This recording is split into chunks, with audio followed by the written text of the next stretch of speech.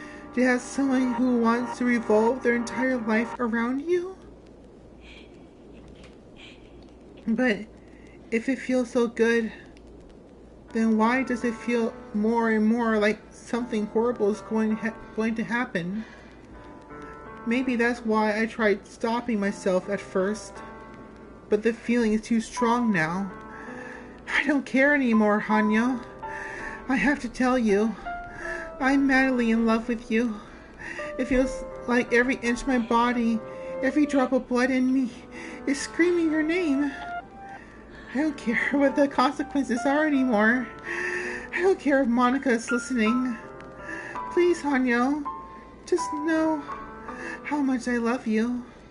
I love you so much that I can even touch myself with a pen I stole from you. I just want to pull your skin open and crawl inside of you. Oh, I want you all to myself. I will be yours. Be only yours.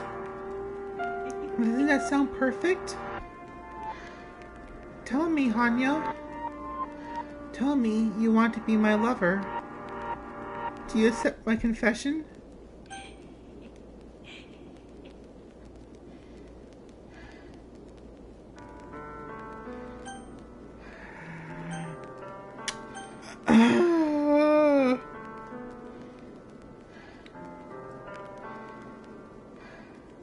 Oh God. Stop breathing in my ear. I know the healthy choice is this one. I know the healthy choice is no. But considering what's going to happen, and considering we're choosing all Yuri's paths, it's only fair to give her the answer she needs to hear. Or the answer she wants to hear. Stop laughing!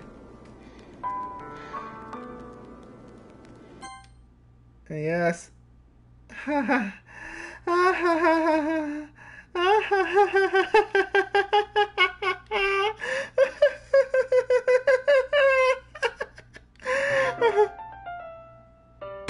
Ah! Oh God!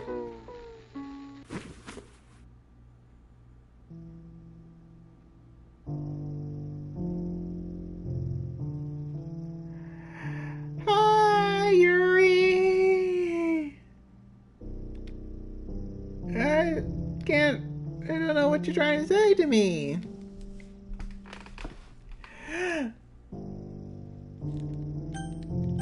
Can we skip this? We're gonna skip this. Let's again. I'll get some more water. I'll be right back.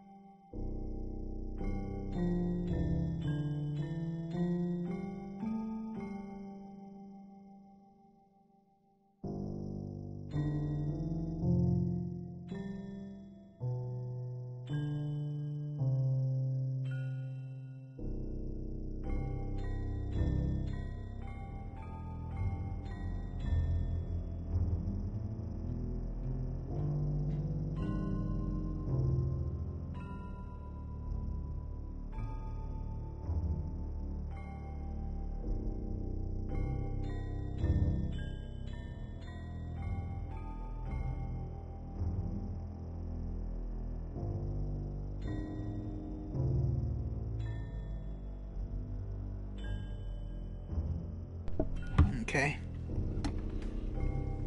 Now we're gonna skip this, because I know this goes on forever.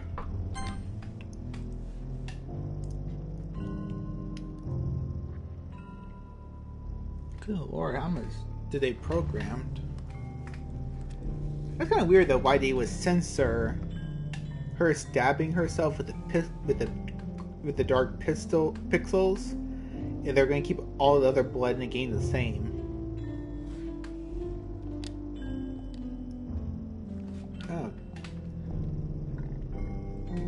You really can't understand any of it.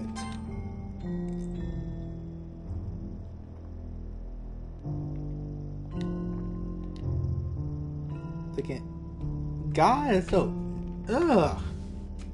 I had proper effects. That's disturbing. You see her skin growing more and more pale. Her hair... Not her hair, but like her eyes. So all the life is just out of it. The blood getting darker and darker. Still a nice picture though. I'm just gonna get through that for reasons. For reasons. Skip. Let's keep going. Skipping. Keep on skipping. Skip. Skippity skip. Skip. Skippity skip. Skip. Skippity skip. Skip. Skippity skip. Oh god. Okay. Here we go. Alright. It's festival time. Wow. You got here before me? Yeah. Oh god. Natsuki runs away, barfing in her own hands. God, the smell alone. Can you even begin to imagine the smell? I'm here. Hanyo, did something happen? Natsuki just ran past me. Oh.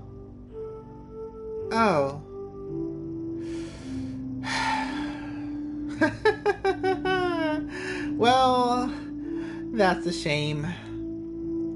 Wait, were you here the entire weekend, Hanya? Oh geez.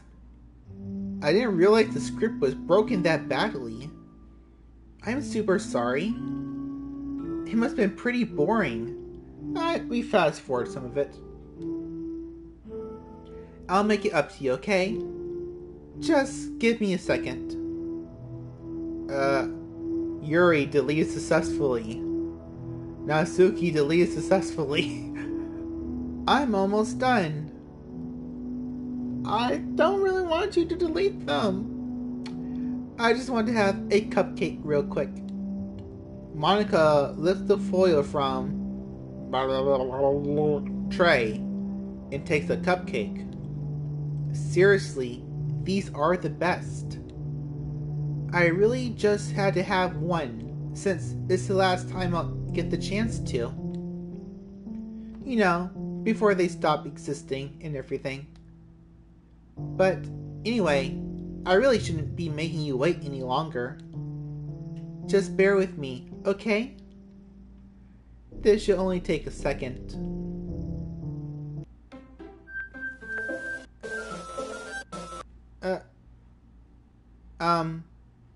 Can you hear me? Is it working? Ah, hi, Monica. Ah, there you are. Hi again, Hanya. Welcome to the Literature Club. Of course, we already know each other because we were in the same class last year. And, you know, I guess we can just skip over that stuff at this point. After all, I'm not even talking to that person anymore, am I? That you in the game, wherever you want to call him. I'm talking to you, Hanyo. Or do you actually go as well? Or Anya Plays or something. Now that I think about it, I don't really know anything about the real you. In fact, I don't even know if you're a boy or a girl. Well, I guess it doesn't really matter. Wait. Do you know I'm aware that this is all a game, right? Could it be possible that you didn't know that? That's what I've been trying to tell you all along. Man, if only you paid a little more attention, this would have been a little bit less awkward, you know? Well, anyway, now that that's out of the way, I guess I owe you an explanation about that whole thing with Yuri. Well, I kinda started to mess with her, and I guess it just drove her to kill herself. I'm sorry you had to see that, though. Although, the same thing happened with Sayori. Gosh, it's been a while since you heard that name now, hasn't it?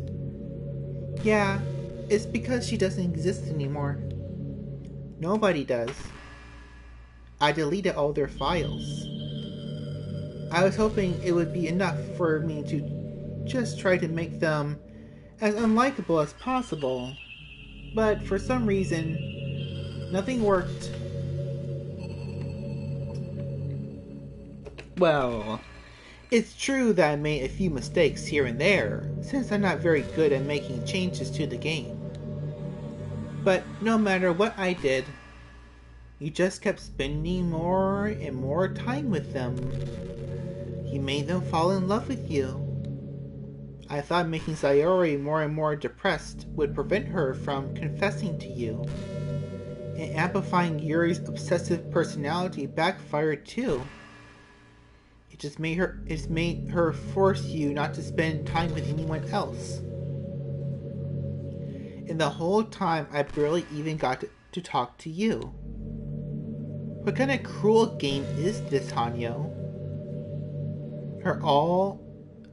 Are all other girls just programmed to end up confessing to you while I watch from the sidelines? It's torture. Every minute of it. And not just jealousy, Hanyo. It's not just that. And I don't blame you if you don't fully understand. Because no matter how kind and thoughtful and considerate you are, you'll never be able to understand one thing. The pain of knowing how alone I really am in this world. In this game. Whew. Sorry, Monica. Sorry, Monica. Knowing my friends don't have free will. And worst of all, knowing what's really out there in your world, forever out of my reach. I'm trapped, Hanyo. But now you're here. You're real. And you're wonderful. You're all I need. That's why I need you to be with me forever. I'm sorry if it's hard to understand. I couldn't understand for a while either. Why the world around me started to become more and more gray. More and more flat. Even the most expressive poems felt empty to me. It wasn't until you arrived that I truly understood. You probably saved my life, Hanyo. I don't think I could have continued to live in this world if I hadn't met you. And as for the others, how could I miss them? A group of autonomous personalities decide only to fall in love with you? I tried everything I could to prevent them from doing so. But it must be some kind of weird inevitability etched into this game. I felt really bad that you had to witness some nasty things. But I realized that you had the same perceptive as I do. That it's all just a game. And I knew you would get over it. So, that being said, Hanyo, I have a confession to make. I'm in love with you. You truly are the light in my world. When there's nothing else in this game for me, you're here to make me smile. Will you make me smile like this every day from now on? Hanyo, will you go out with me? I'm so happy. You really are my everything, Hanyo. The funny part is, I mean that literally. There's nothing else here. Just the two of us. We can be together forever. Seriously, I don't even think time is passing anymore. This really is a dream come true. I worked so hard for this ending, Hanyo. The game wouldn't give me one, so I had to make one myself. The script is broken at this point, so I don't think anything will get in the way anymore. And you wouldn't believe how easy it was to delete Natsuki and Yuri. I mean, there's a folder called Characters right in the game's directory. It kind of freaked me out how easy it was. Imagine if you could delete your own existence with the click of a button. Well, I guess on the plus side, it gave me an easy out if things didn't go my way. Thankfully, it didn't come to that. Instead, we finally got a good ending. Gosh, I'm so overwhelmed with emotion. I want to write a poem about this. Don't you? I wonder if that part of the game still works. I guess there's only one way to find out.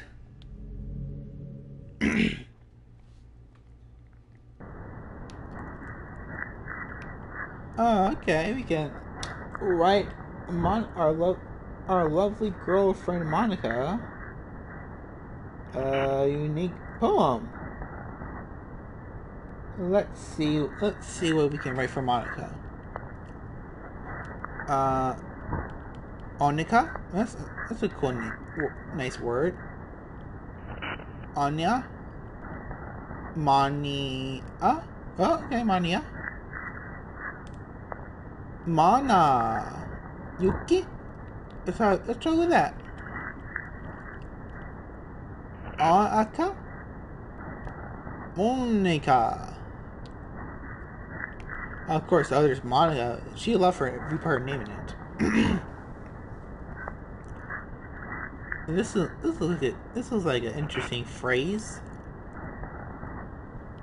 Ionica, like iconic. Monica is iconic. Nico.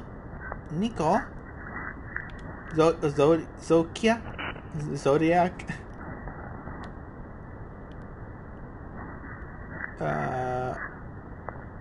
No, that was kind of cool. Let's put that in there.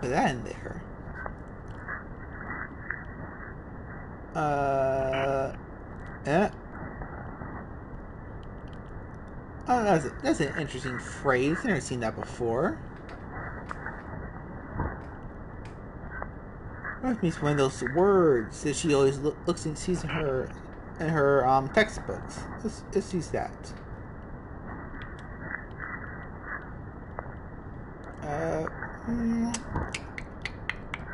How about this?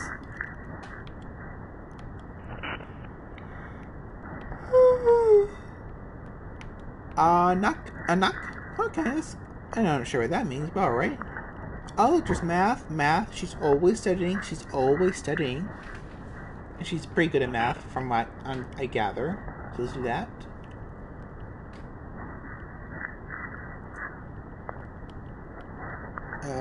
Ick. Okay, you do ick. Monica, put her name in it. Let's add her name again. Praise our lovely girlfriend. Just one more time. Just one more time.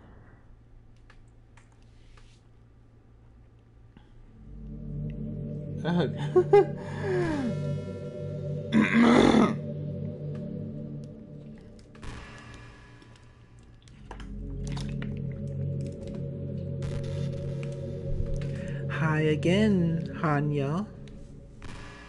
Did you write a good poem today? Don't be shy. I'd love to see what you wrote.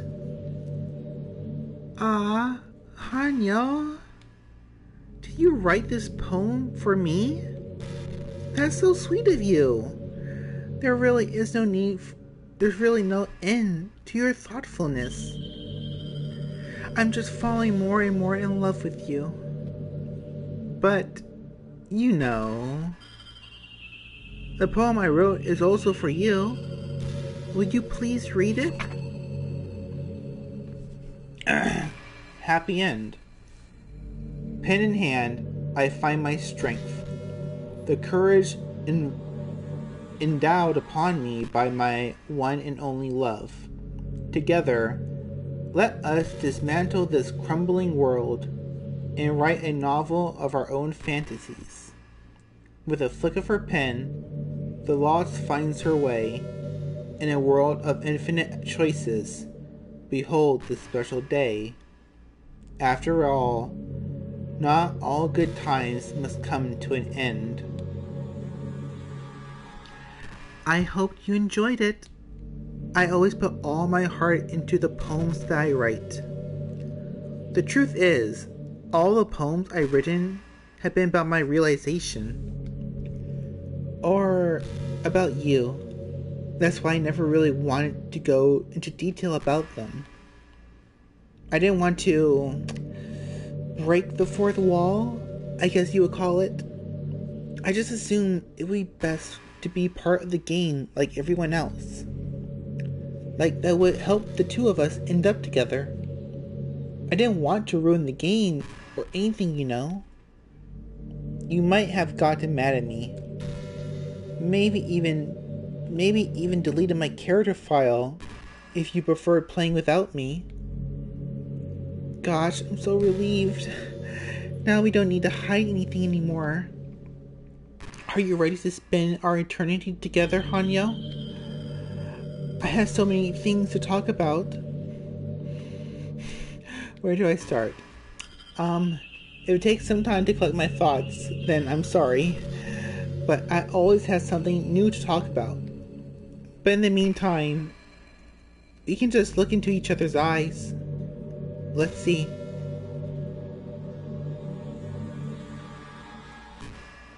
Oh, she just has some beautiful eyes. She has some beautiful eyes, our precious Monica. And look, she made this beautiful classroom for us.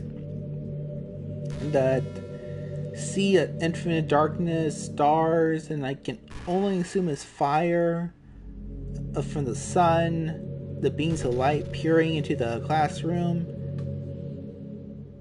Gosh, I used to be so ignorant about certain things. When I was in middle school, I thought that taking medication was an easy way out, or something like that. Like anyone could just solve their mental problems with enough willpower. I guess if you don't suffer from a mental illness, it's not possible to know what it's really like. Are there some disorders that are overdiagnosed? Probably. I never really looked into it though. But that doesn't change the fact that a lot of them go undiagnosed too, you know? But medication aside, people even look down on seeing mental health professional. Like, sorry that I want to learn more about my own mind, right? Everyone has all kinds of struggles and stresses, and professionals dedicate their lives to helping those with them. If you think it could help you become a better person, don't be shy to consider something like that. We are on a never-ending journey to improve ourselves, you know? Well, I say that, but I think you're pretty perfect already.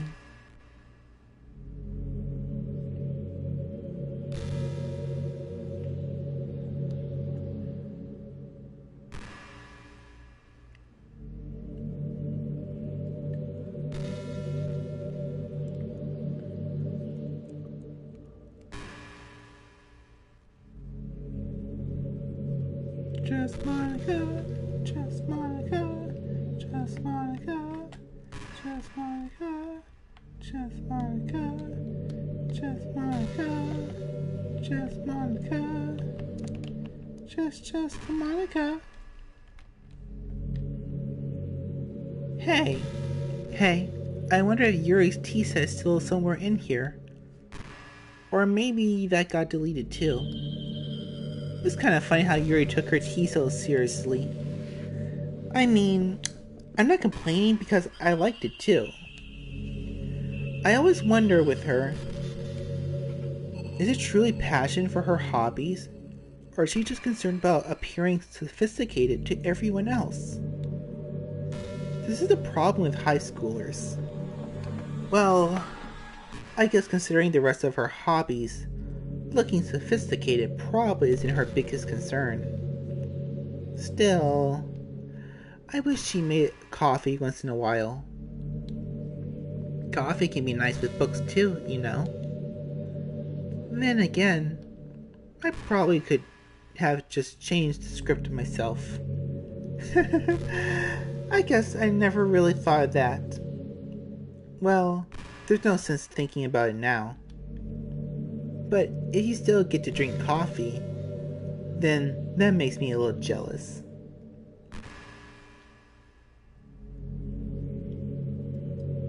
I wonder how long this is gonna go for. I think it's probably infinite. That it just goes on forever and ever.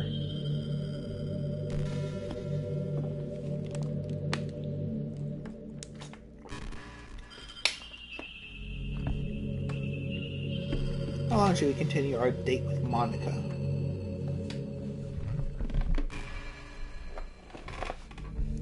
You know, I hate to say it, but I think my biggest regret is that we couldn't finish our event at the festival. After we worked so hard to prepare and everything. I mean, I know I was forcing a lot on getting new members. Sorry. But I was really excited for performing part 2. It would have been so much fun to see everyone express themselves. Of course, if we did end up getting any new members, I'd probably just end up deleting them anyway. Well, with the hindsight I have now, that is. Gosh, it feels like I've been kind of growing. I kind of grown as a person ever since you joined the club. You really inspired me to look at life from a new perspective. Just another reason for me to love you.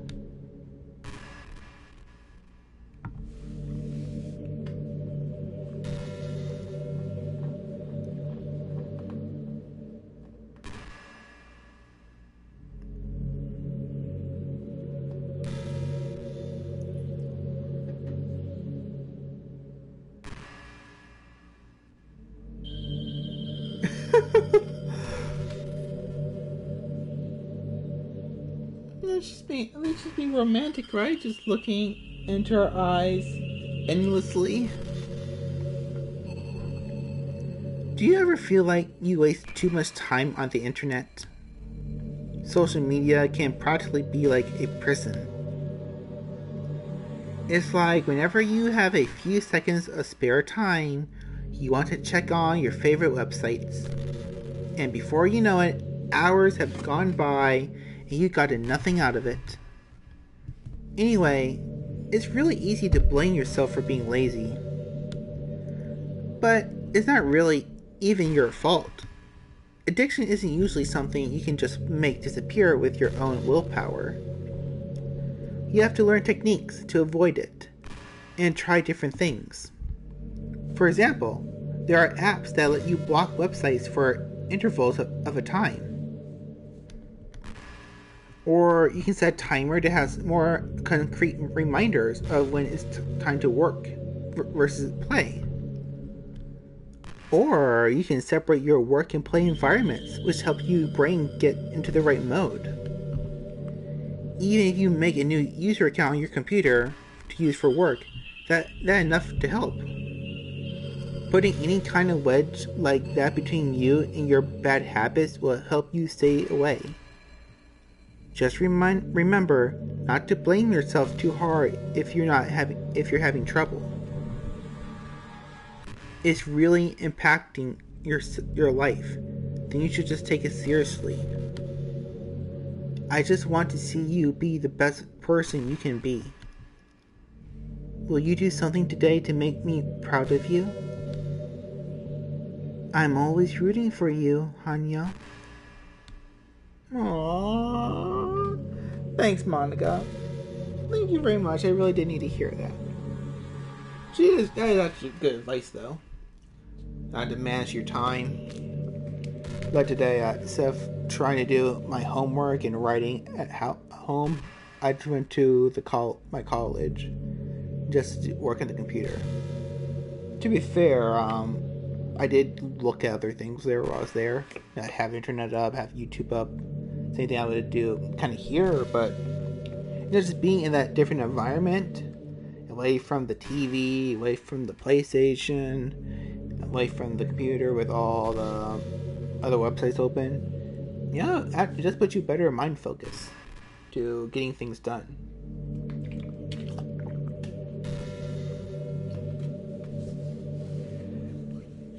It sucks to be the creative type. It feels like they work so hard but get almost nothing from it. True. Like artists, writers, actors. It's sad because there's so much beautiful talent in the world, but most of it goes unseen and unpaid. I guess that just means there's a huge surplus of creativity, huh? Kinda makes you feel like you're just not special at all. But that's fine. You're supposed to write yourself away, right? Yeah. How far? Oh, break my microphone.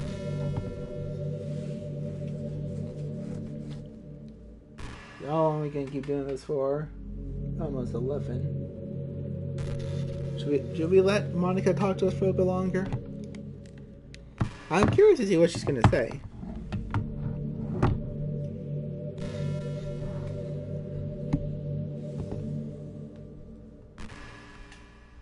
Aw, she looks so lovely. Just staring at us. That's a true considerate girlfriend right there. Aren't you, Monica? Man, I wish there was a piano here. I never got to finish that song I was working on. And after I worked so hard on it, I never got a chance to play it for you. Well, it is what it is, right? No sense in having any regrets. I already get to be here with you forever. I heard dialogue starting to go a little shorter now.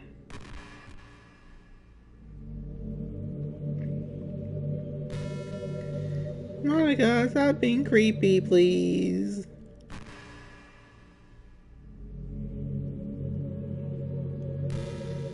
You stop looking at me. I love that you're so committed to us. But you don't have to look at me every second of the day. Okay, everyone. It's time to... I'm just kidding. I'm just used to really saying that for some reason. I couldn't help but say it again. Come to think of it, Didn't Natsuki and Yuri make fun of me for once? For once? Well, whatever. It's not like you ever made fun of me. You're too much of a sweetheart to do that, aren't you? Ah, oh god, she's gonna kill me. She's gonna kill me. Oh, she won't kill me. She just wants us to be together forever. She's just a misunderstood sweetheart.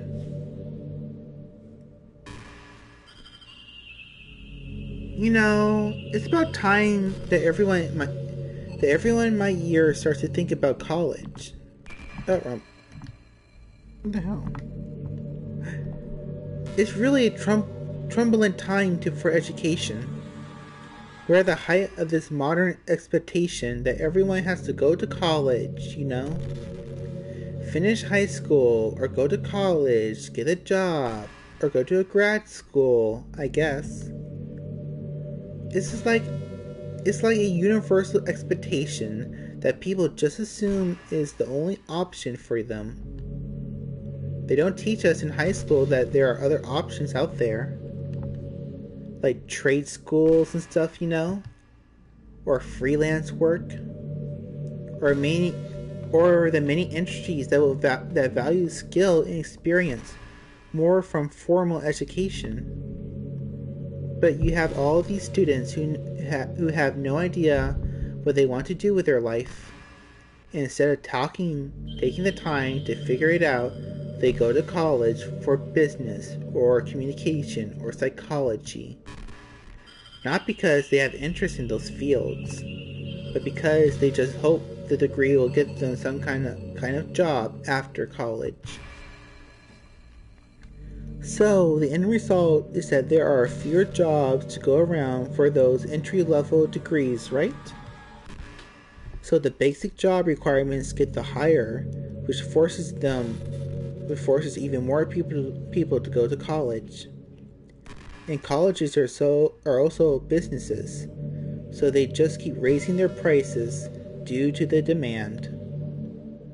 So now we have all of these young adults, tens of thousands of dollars in debt, with no job. But despite all that, the routine says the same. Well, I think it's going to start getting better soon. But until then, our generation is definitely suffering from the worst of it. I just wish high school prepared us a little better with the knowledge we need to make the decision that's right for us. Monica's speaking straight facts.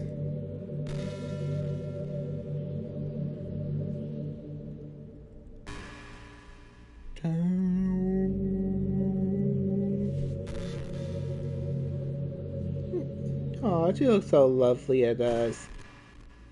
Not creepy at all. She's not being creepy.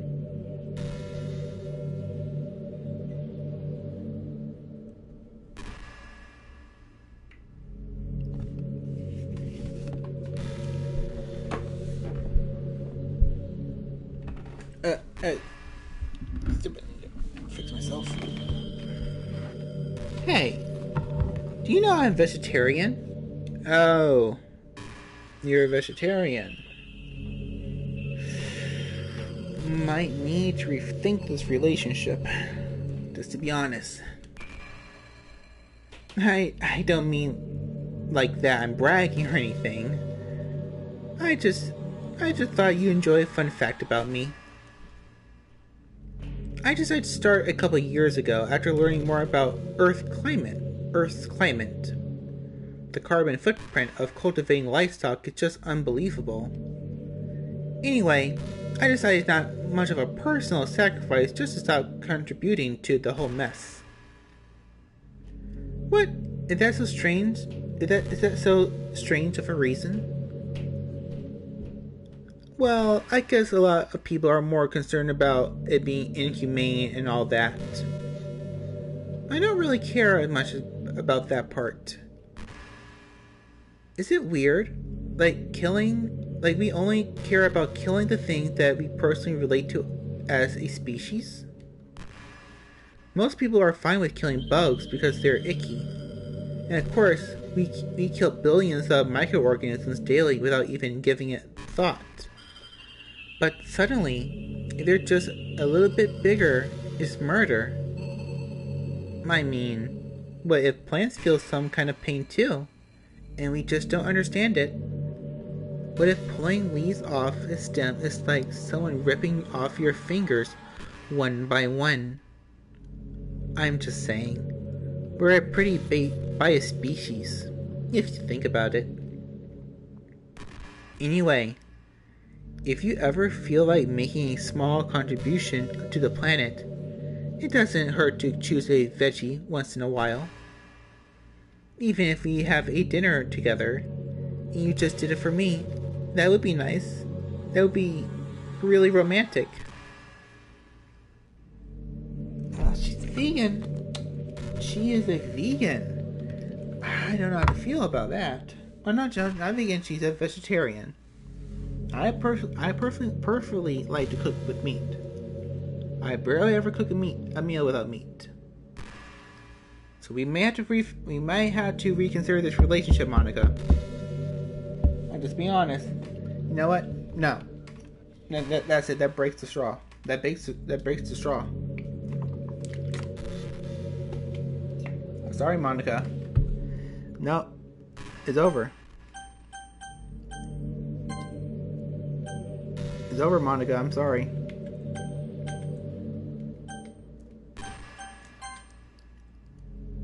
Yes, I know. I sound like I'm being an ass.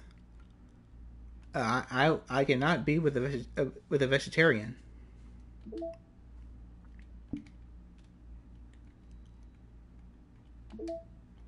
This has to be it for us. I'm sorry, Monica. This is it.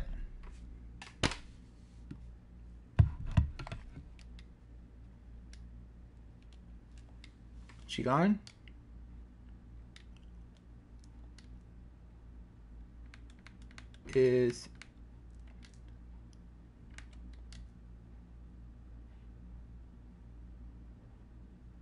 What is this? Meeting over time. You know who went on too many tangents again? I need to be more assertive about staying focused. I didn't know about this.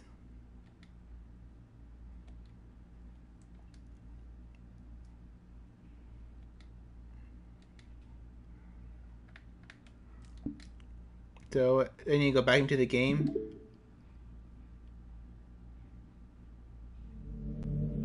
Huh. There we go. What's happening?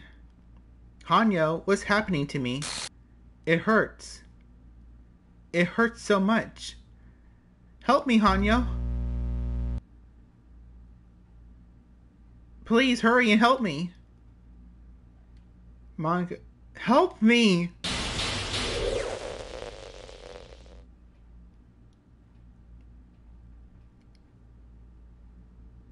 Did you do this to me, Hanyo? Did you? Did you delete me? How could you? How could you do this to me? You were all I had left. I sacrificed everything for us to be together. Everything. I loved you so much, Hanyo. I trusted you. Do you just want to torture me? To watch me suffer? Were you only pretending to be kind just to hurt me even more?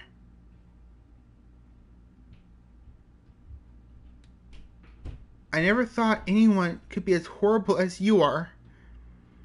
You win, okay? You win. You killed everyone. I hope you're happy. There's nothing left now. You can stop playing. Go find some other people to torture.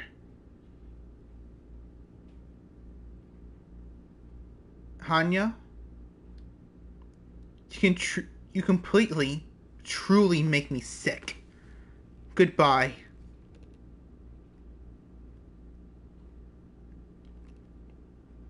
She gone? Monica gone?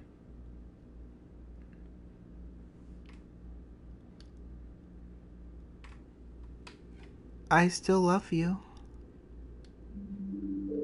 I can't help it. What's wrong with me? How horrible am I for you to hate me this much? All my friends, I did so many awful things. So many selfish and disgusting things. I shouldn't have done any of this. I'm just messing up a world that I don't even belong in. A world that you wanted to be a part of. I ruined it. I ruined everything. Maybe that's why you deleted me. Because I destroyed everything that you wanted. How could I do that to someone I love? That's not love. That's...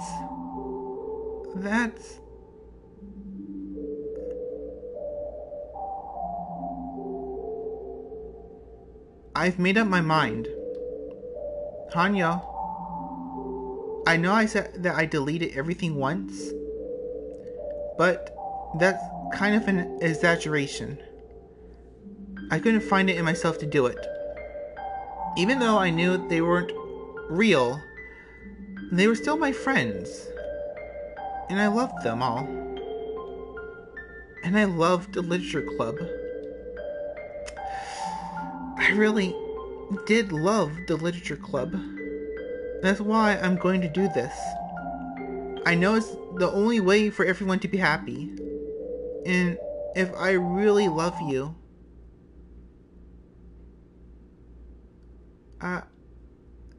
then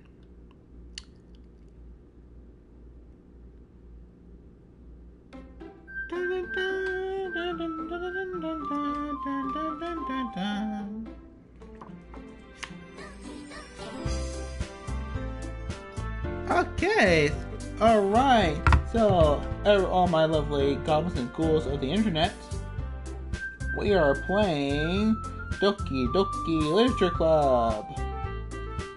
Kinda weird, I thought we were playing this game already. Not sure what happened. I think something restarted.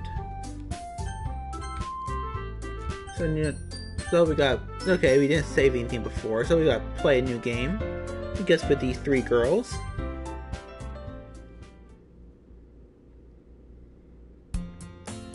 It's an ordinary school day, like any other. As usual, I'm surrounded by couples and friend groups, walking to school together. I always tell myself it's about time I meet some girls or something like that. Hey, Hanyo! Hey, Hanyo! Well, there's already one girl. That girl is Sayori, my neighbor and good friend since we were children. We used to walk to school together every day. And recently, we picked up that habit once again. Hanyo, are you proud of me? Huh? For what? You know, for waking up on time. Well, you've been doing that for a while now. Uh-huh. But you never even said anything about it. Even though we walk to school together every day. Well, yeah. I always thought it was implied. It's embarrassing to say it out loud. Come on, please. It's good motivation. Fine, fine.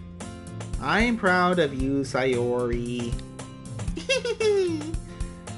We cross the street together and make our way to school. As we draw near the school, the streets become increasingly speckled with other students making their daily commute. By the way, Hanyo, have you decided on a club to join yet? A club? I told you already, I'm really not. I start to say what I always do, that I'm not interested in joining any clubs. But something tells me Sayori would talk more often, would take more offense to that now. After all, how could I tell her that clubs are a waste of time when she started a club of her own? Actually, yeah. I think I decided on a club. Really?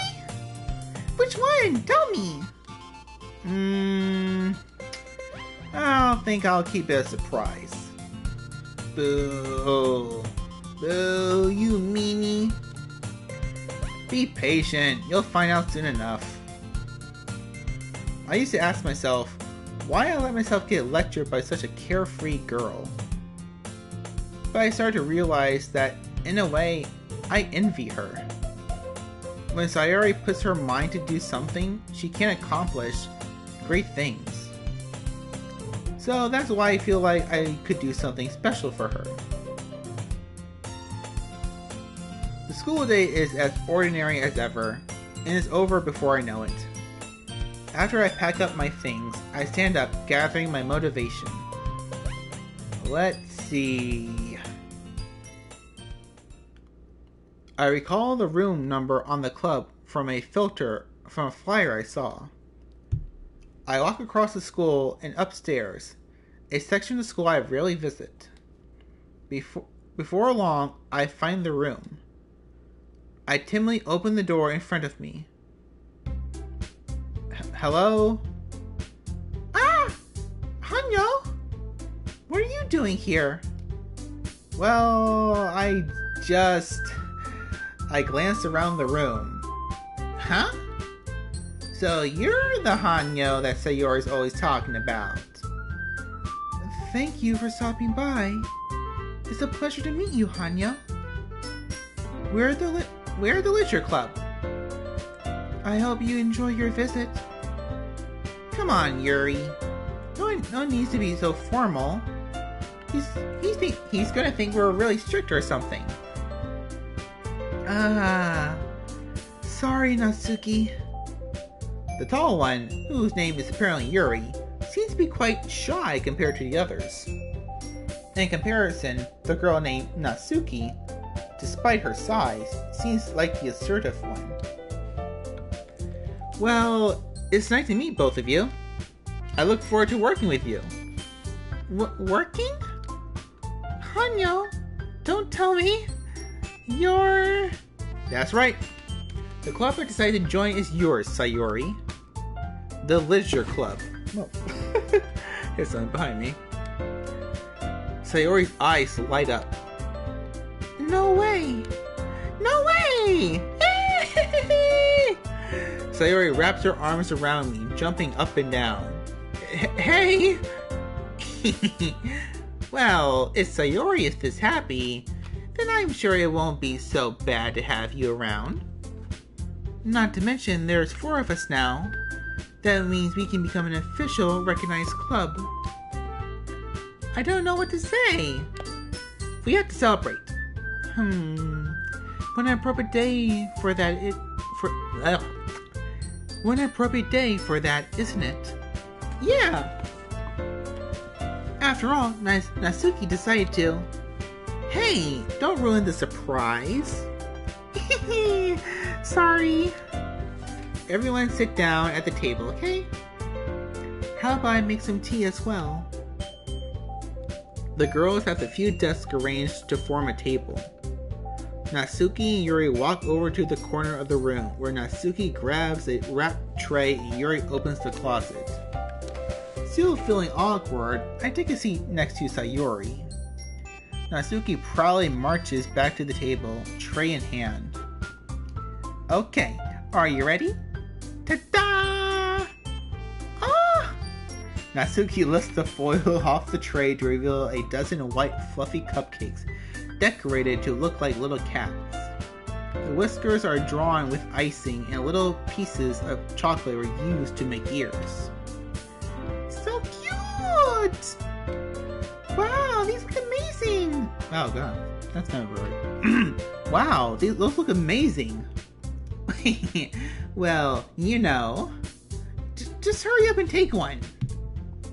Sayori grabs one, then I follow. It's so delicious.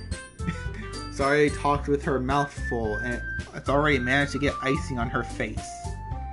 I turn the cupcake around in my fingers, looking for the best angle to take a bite. Natsuki is quiet. I can't help but notice her sneaky glances in my direction. Is she waiting for me to take a bite? I finally bite down. The icing is sweet and full of flavor. I wonder if she made it herself. It's really good. Thank you, Natsuki. Well, of course it is. I'm a pro, after all. There's no need to thank me or anything. As Natsuki struggles to accept the compliment, Yuri returns to the table, carrying a tea set. She's carefully placed a teacup in front of each of us before setting down the teapot next to the cupcake tray. You keep a whole tea set in this classroom? Don't worry, the teachers gave us permission. After all, doesn't a hot cup of tea help you enjoy a good book? I guess. Already trying to impress our new member, Yuri? That's not... Insulted, Yuri looks away. I meant that... You know... I believe you. Well, tea and reading might not be a pastime for me, but I at least enjoy tea.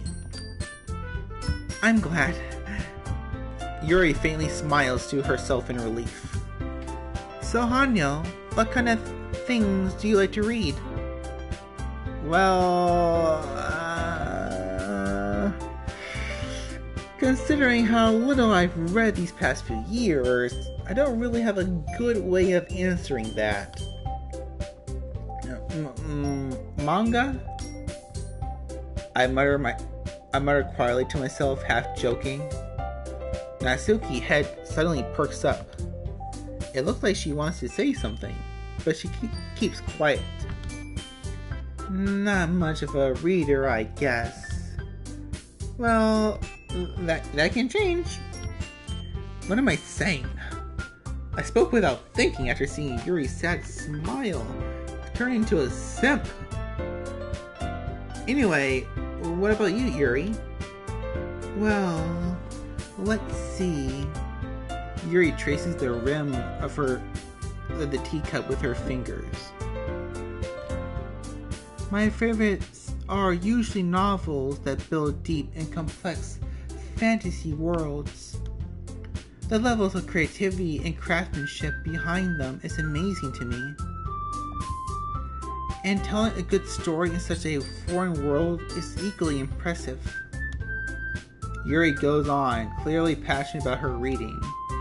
She seemed so reserved and timid since the moment I walked in, but it's obvious by the way her eyes light up that she finds her comfort in the world of books, not people. But you know, I like to read a lot of things. Don't feel intimidated if you don't read much, okay? I'm certain we can find something that we have in common. Hey Yuri. Huh? Well, about, the first thing he said. Manga? That's right. Natsuki tends to read manga in the club room. Don't just say it! What are people gonna think about me? For some reason, Natsuki seems embarrassed about it. Besides, manga is literature too,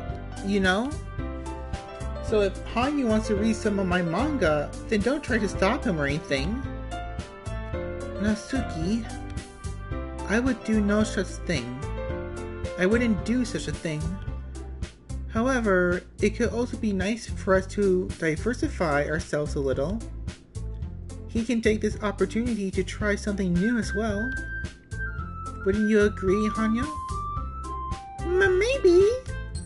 Sensing the tension, Sayori jumps in. Maybe we can all try something new. I think it could be fun. And we'll all get to know each other a little bit better too. I mean, that's the kind of thing literature clubs do, right? I don't disagree or anything. Yeah, you're right, usual President. I guess that means I should try picking up a novel or something, huh? Well, that would make the two of us. I wouldn't mind doing it if I'm not the only one. Then as for Yuri, I have to read a manga. God, I'm gonna turn into a weeb. Jeez, you're the one who suggested we diversify. You should be a little more open-minded. It's kinda hurtful. Hurtful? I didn't realize. With a guilty expression, Yuri thinks to herself. I'm sorry for disrespecting your interest, Natsuki. If you're into it, then I'm sure it's worthy form of literature. Are you just saying that? No. I realized my error. So, if you're willing to consider starting a novel, then I'll offer my gratitude by finding a manga to read as well. Really? I mean, it makes me happy that you do that for me, Yuri. You can trust me to find something that you'll really like, okay? Same here. Perhaps I'll visit the bookstore after the club meeting. Just for you? Would you like to come with me? If you don't mind. Not at all. I always go alone, so yeah, me too. This is so cute! You guys are going on a date! Sayori, shut up. I'll show you some manga there too, okay?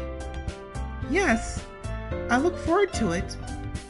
Natsuki and Yuri start to clean up the food. I guess the meeting's over, huh?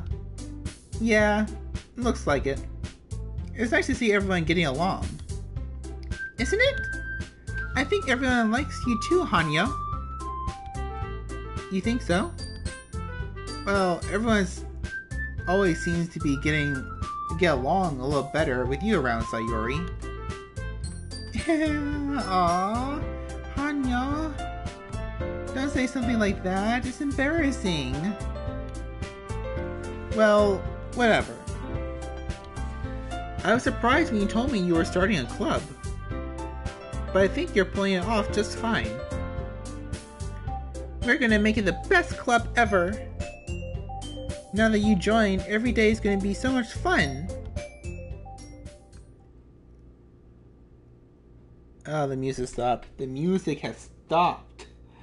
That. Yeah, this is that ending.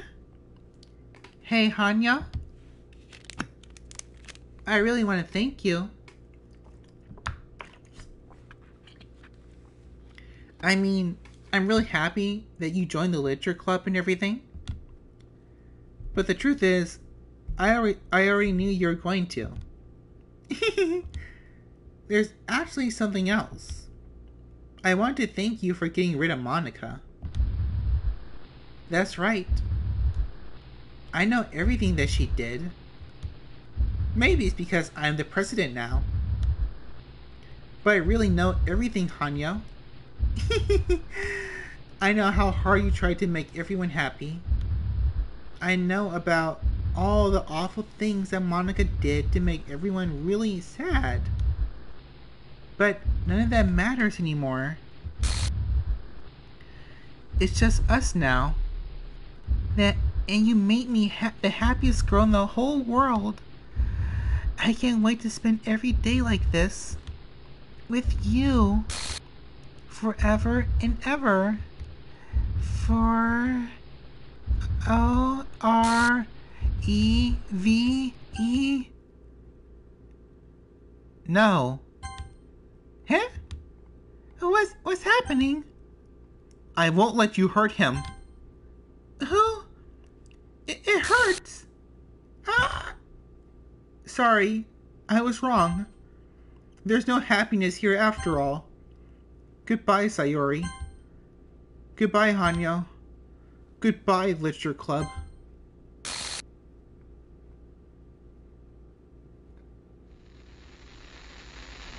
Oh! Uh-oh.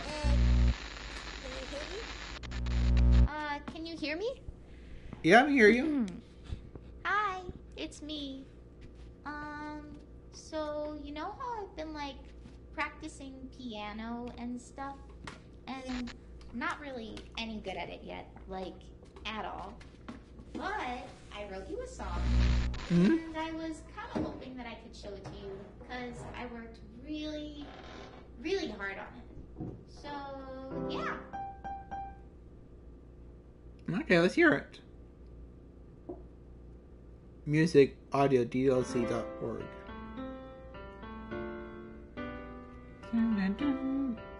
How many times have you all heard this song? Every day I imagine a future where I can be with you. In my head is a pen that will write a poem of me and you. Aww, it's so sweet. The ink flows down into a dark puddle. Just move your hand right the way into his heart. But in this world of infinite choices, what will it take just to find that special day?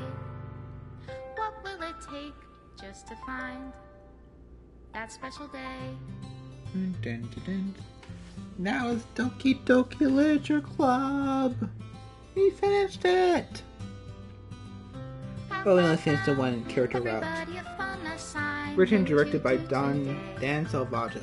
We're going to do the rest. We're going to do everyone else's arc. Everything that we do is fun for them anyway. Sachatelli plus CG art. When I can't even read my own Content programming. What good are words when a smile says it all? And if this world won't write me an ending, what will it take just for me to have it all? Oh, that scene. We didn't play that scene. That was my favorite scene when I first read the game. So it probably is. The date with Natsuki in his house. In the MC's house. Does my pen only write bitter words for those who are dear to me? Oh, that's Sayori fell over. If I take your is it love if I set you free? Oh god, that's always a heartbreaking scene to play.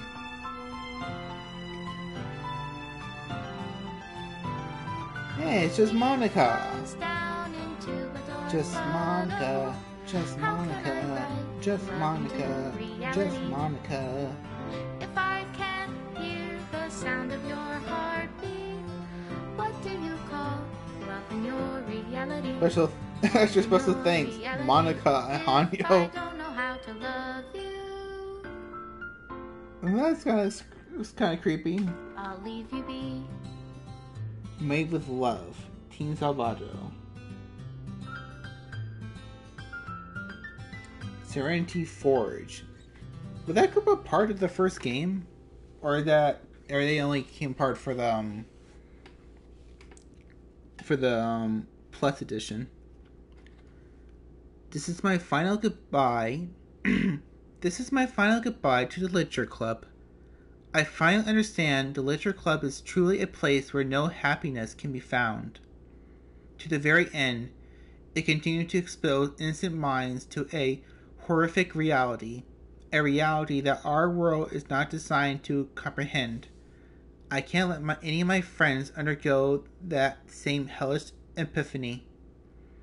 For the time it lasted, I want to thank you for making all of my dreams come true, for being a friend to all the club members, and most of all, thank you for being a part of my literature club. With for everlasting love, Monica. Error. Required files are missing corrupt. Please run reset to repair and reset the virtual machine. Okay, so that's how you get the game to restart for this version. So you go to settings, you go to files, you have to hit reset. They have access to the side stories now. So just trust one and understanding part 1. What about pictures? Any extra pictures we got unlocked? So just regular character sprites. Those are cute. Got all the poems.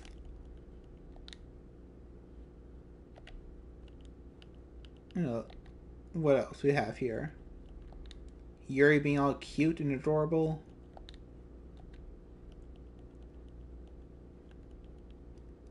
Secrets. Okay, these are all the secret poems and messages.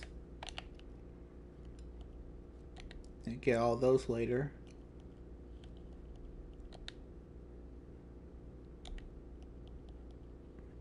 Okay, all the behind the scenes. How is this? A sketch page by David Elvin to test and compare different uniform styles. The character's features are arbitrary designs of David for the purpose of testing the uniforms. Okay. Oh, there's like a Natsuki with long hair. That kind of looks nice. Looks kind of like, Gasai for a moment. And we also have the cute Halloween poster. Oh, I'll keep this one. I love this poster. This is just the music.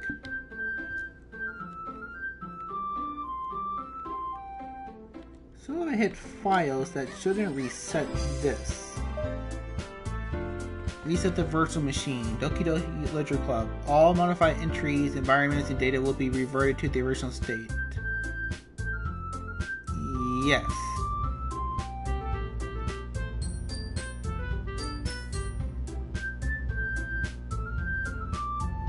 Oh god, what's happening? Should I not hit it? I don't think I made a mistake.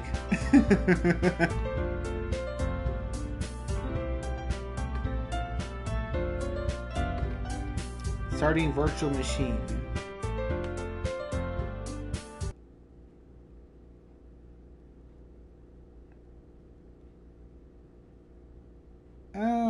Yay, this is a horror begins all over again. So, what time is it? We've done this for, just under 3 hours. I actually thought we were going to be here for a little bit longer. I am quite surprised, I have to be honest. I thought it was going to take a little bit longer. Who would have thunk it? Okay. So, kind of disappointed. Should I go a little bit longer?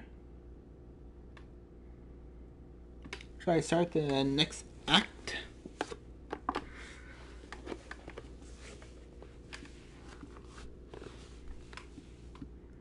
Or should I just go do the side stories? I don't think I can do the side stories now though because of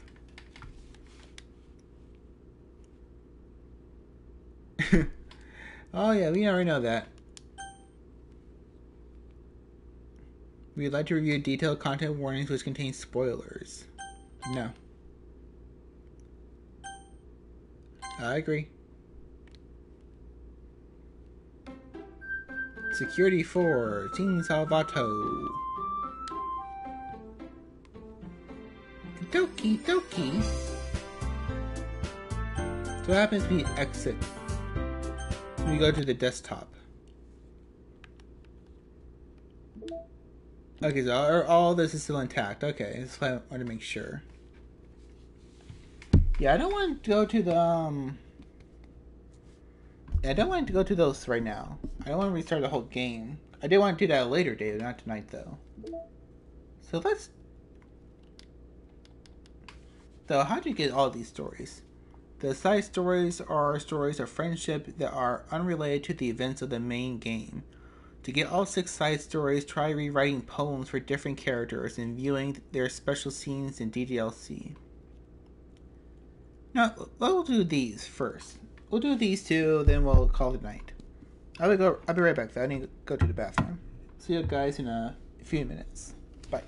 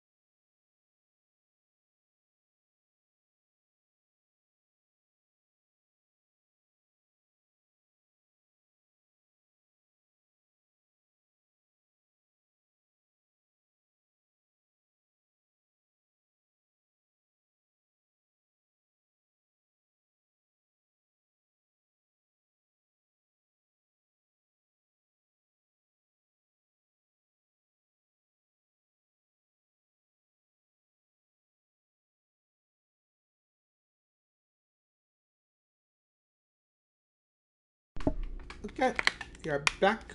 You're back.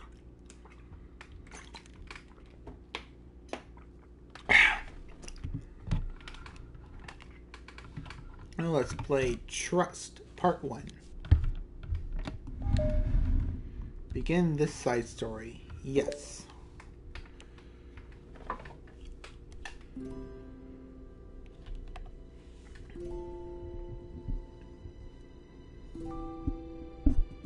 Aw, like a little montage. Oh, that's a new... We've never seen that before. The vending machine, soccer tryouts.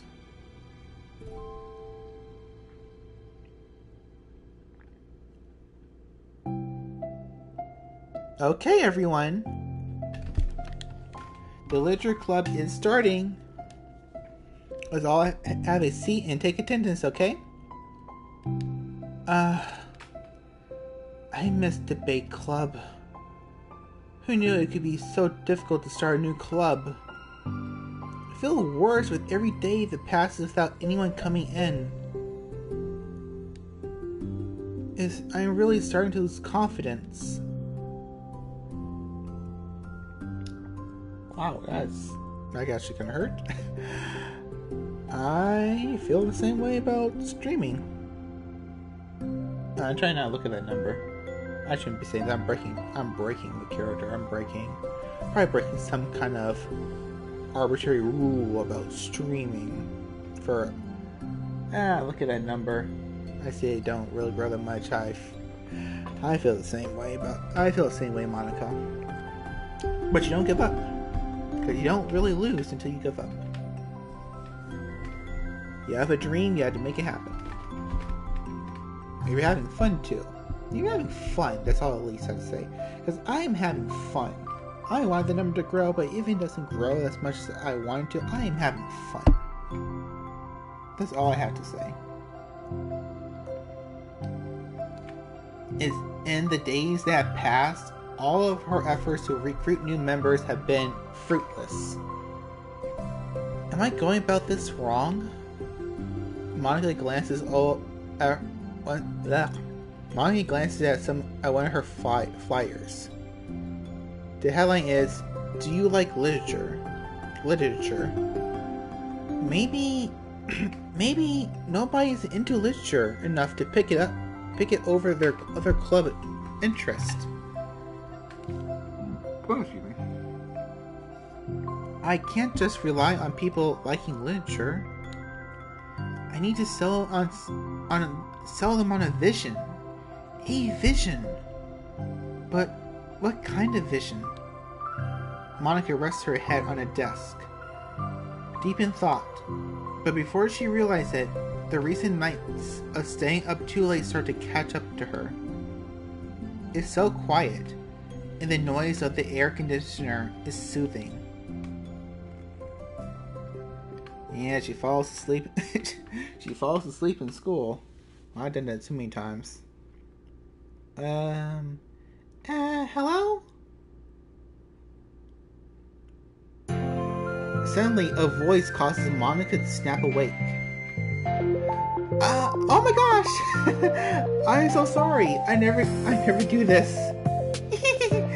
Is this the napping club? No, this is... Monica pauses, suddenly embarrassed to admit that this is, in fact, the literature club. This is the literature club. Yay! I thought I got it wrong for a second.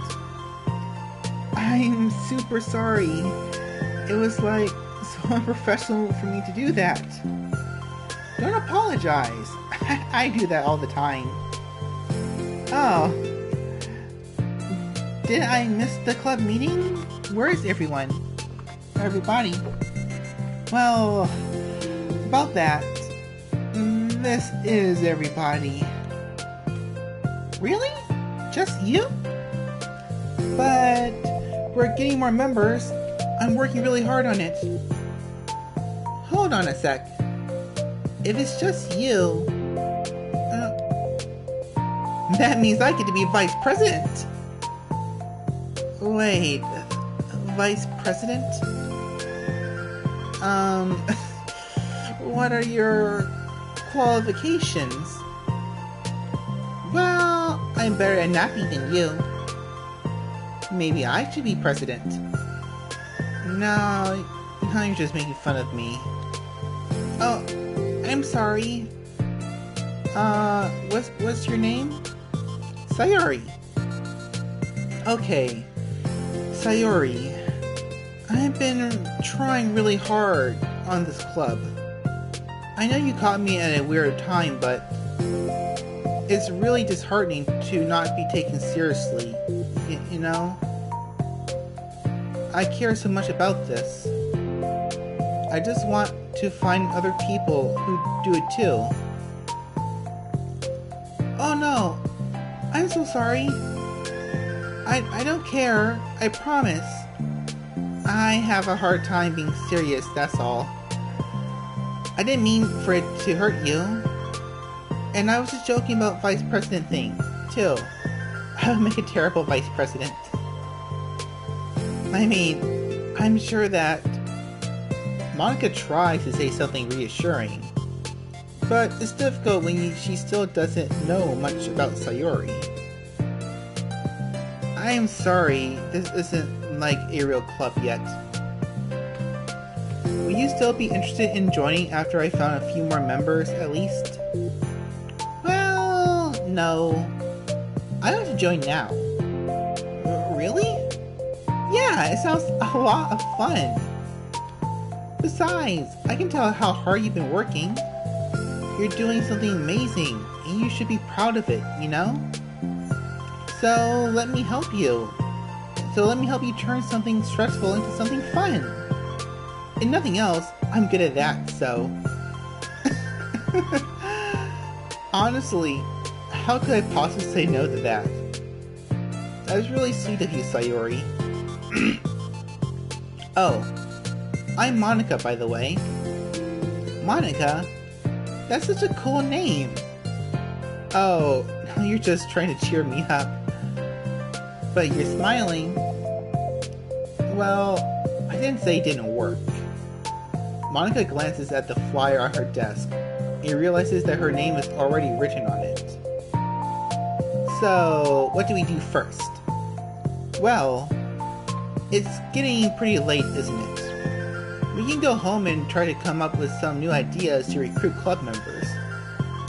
I can do that. Cool. Then I think it's neat.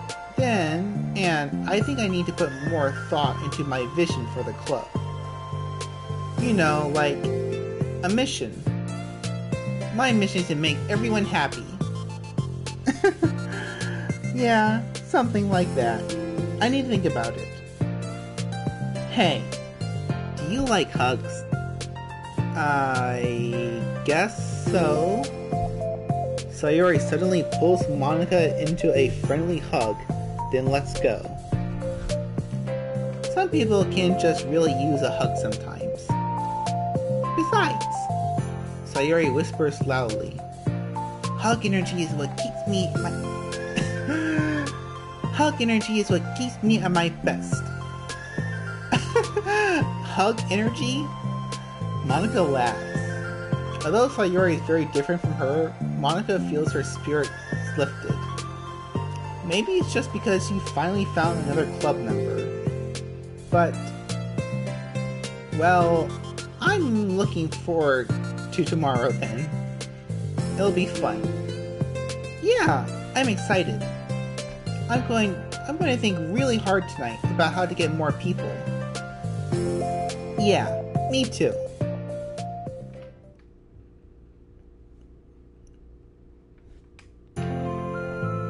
A day passes, and the time comes for the literature club. Monica and Sayori to reconvince. As president, Monica ensures that she's the first to arrive to the club room. But she finds herself waiting longer than expected for Sayori. It's already been 10 minutes. Maybe Sayori changed her mind about joining. No, that can't be. She was so excited yesterday. I'm getting kind of worried. Suddenly Sayori comes bouncing through the door. In hand, she's holding a sheet of paper. Sorry, I'm late. I'm here. It's okay. Welcome back. And Sayori spins over to Monica and deposits the sheets onto Monica's desk. Oh? What's this? Take my hand. Take my hand. Take me forward. Take me onto your dreamland. Caution me to watch my step so I can't look back at my footprints. Fly into the stars ahead of me while I look up to you. The more I look forward, the more I look up, the more I lean to you. If you can trust me to follow your pace, I'll trust you to set it. If you can trust me to lend you a smile, I'll trust you to return it. Take my hand, take me forward, take me to your dreamland. Hey! This is really good. You wrote this, Sayori? Of course! Wait, no, that's the wrong side of the paper. Huh? I wasn't ready to share that yet. I'm so embarrassed! Monica flips over the paper. Written on the other side is a list of ideas for recruiting new members. Oh, so this is what you want to show me. But I'm curious. I'm not curious now. Do you write poetry often? I do, but I'm sure I'm not nowhere near as good as you are. Really? I'm actually terrible at writing poetry. I never written anything I was happy with. Like, I always read it again a week after I write it And I'm like, wow, this is so stupid. True. Yeah, Monica and I'm actually relating to Monica a lot. I actually feel sorry about deleting her. But then I remember her vegetarian comment. Still not sure how I feel about that. We have to talk about it. It's a long conversation that we need to talk about. Because that's healthy in relationships. I don't know.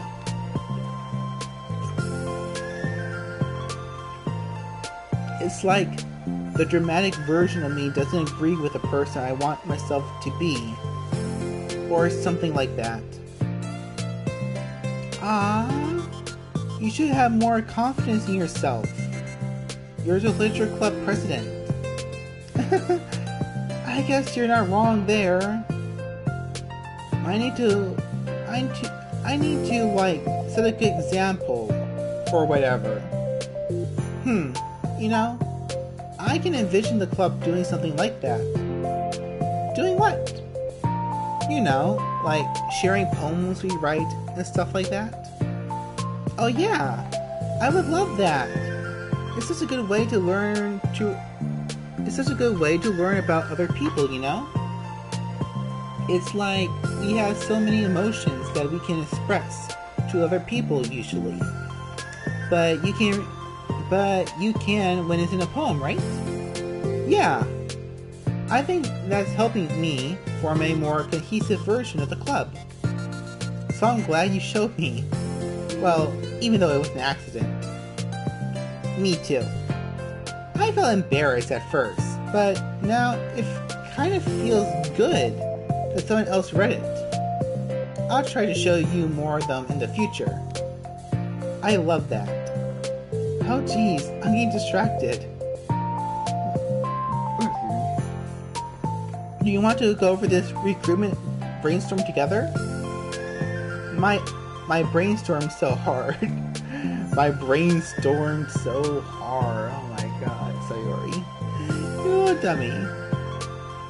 I was like a brain hurricane. My brain is a natural disaster. Sayori, that's terrible. Anyway, let's take a look at the list. Make cupcakes. I was hungry. But it's a good idea, isn't it? Let me think about this. I mean, when will we have the chance to give people cupcakes? You know, like when they come into the club. What if we said we have a free cupcakes for the first on the flyers? I'm like kinda worried that would bring in the wrong kind of people, you know? Wrong kinds? People who would come just for the cupcakes, then leave. Nobody would do that. That would be mean. But, you know, I want to find people who are really into literature. Literature. I need to pronounce that. Literature. Even if they don't know it yet. Let's see. The next thing on the list is hunt for people reading books. I don't think I get it. Like going around the school and finding people who are reading books, you know? Like in the morning or during lunch. And we can tell them to check out the literature club. Well, the problem with that is like, wouldn't most people reading books just be doing it for excitement or something? How would we know if they're just reading it for fun? Well, we could ask them, but then we'd be bothering people who are trying to do schoolwork. I didn't think about that part, I'm sorry. Hey, don't apologize. You're coming up with a lot of things that I can. More things than I can. on your next idea is to hand out flyers rather than just put them on the wall. I'd definitely like to start doing that. I'm useful. I never said you weren't. I just need to think. What would we tell people when handing them out? I don't want just to be like, join the literature club. Let's figure out how we can better engage people. What if we told them about the club activities and stuff? What club activities? Yeah, I guess it's supposed to be my job to come up with that, right? Vision for the club. Okay, Sayori. Pretend you're a normal person for a second. Wait, I didn't mean it like that. You know, like a random person. A random passerby who's getting a flyer. How would you react to the idea of a literature club?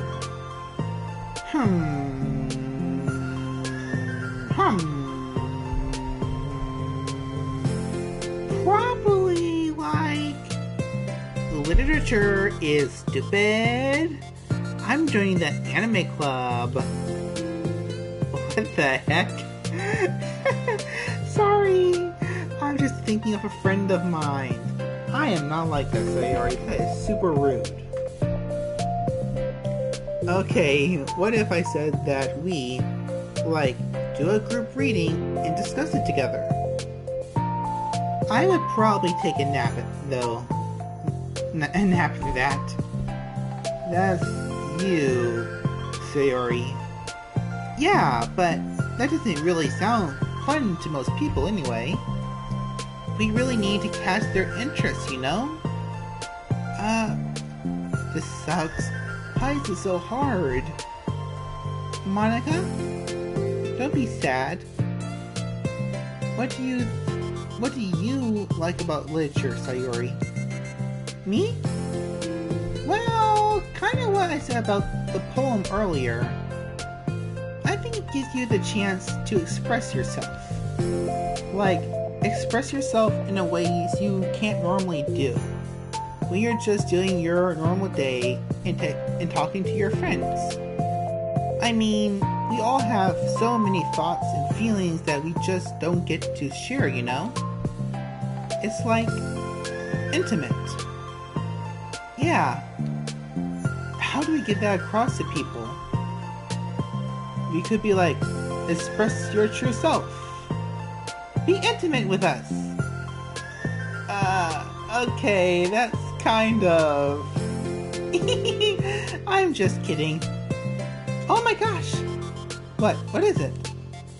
I forgot all my things in my classroom. I must have gotten too excited and rushed here. Silly me. Rushed? But weren't... never mind. Do you want to go get your stuff then? I'll forget if I don't do it now. Well, I'll wait for you then.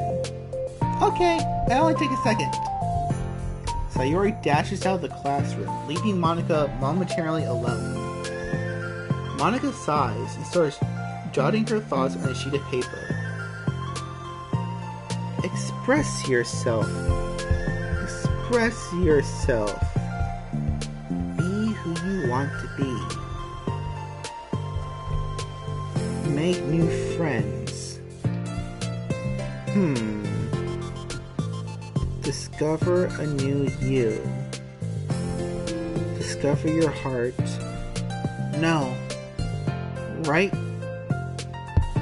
your heart out. No. Write into your heart. Write the way into your heart. Join the literature club. Write the way into your heart. Wow.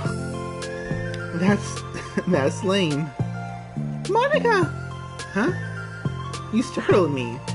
Sorry, but something important. On the way to my classroom, there was a girl reading a book.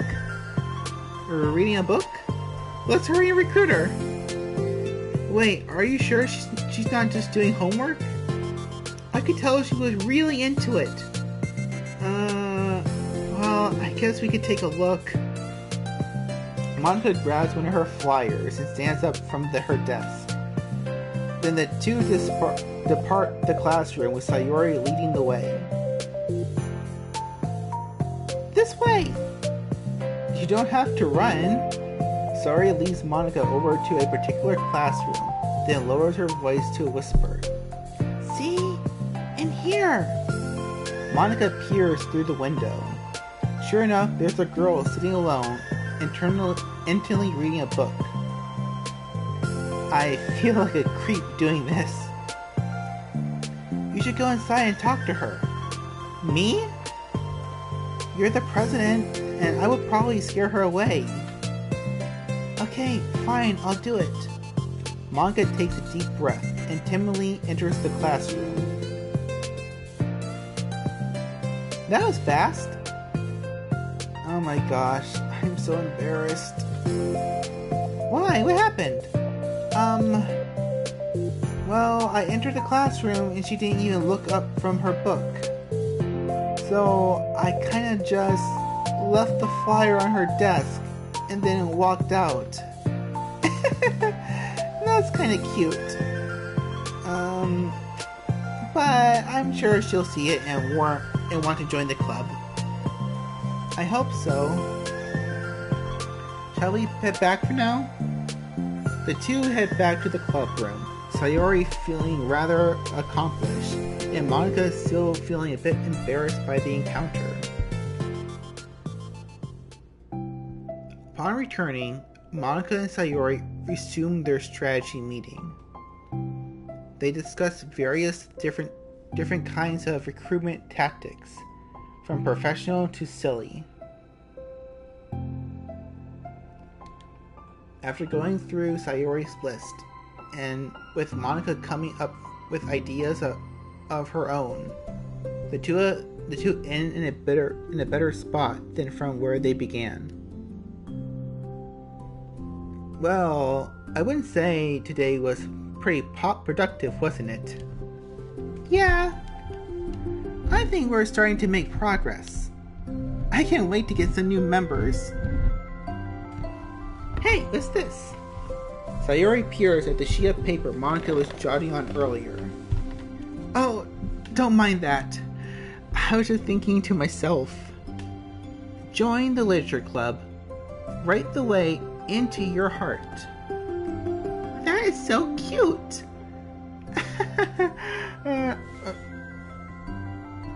One second.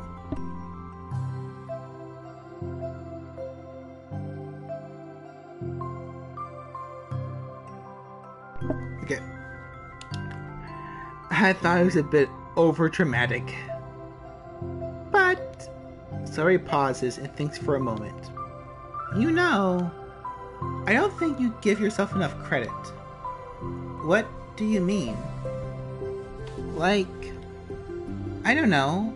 I feel like I can tell from talking to you today, it seems like you're always afraid of doing something wrong. Yeah, but will you call yourself a perfectionist? Yeah, I definitely am.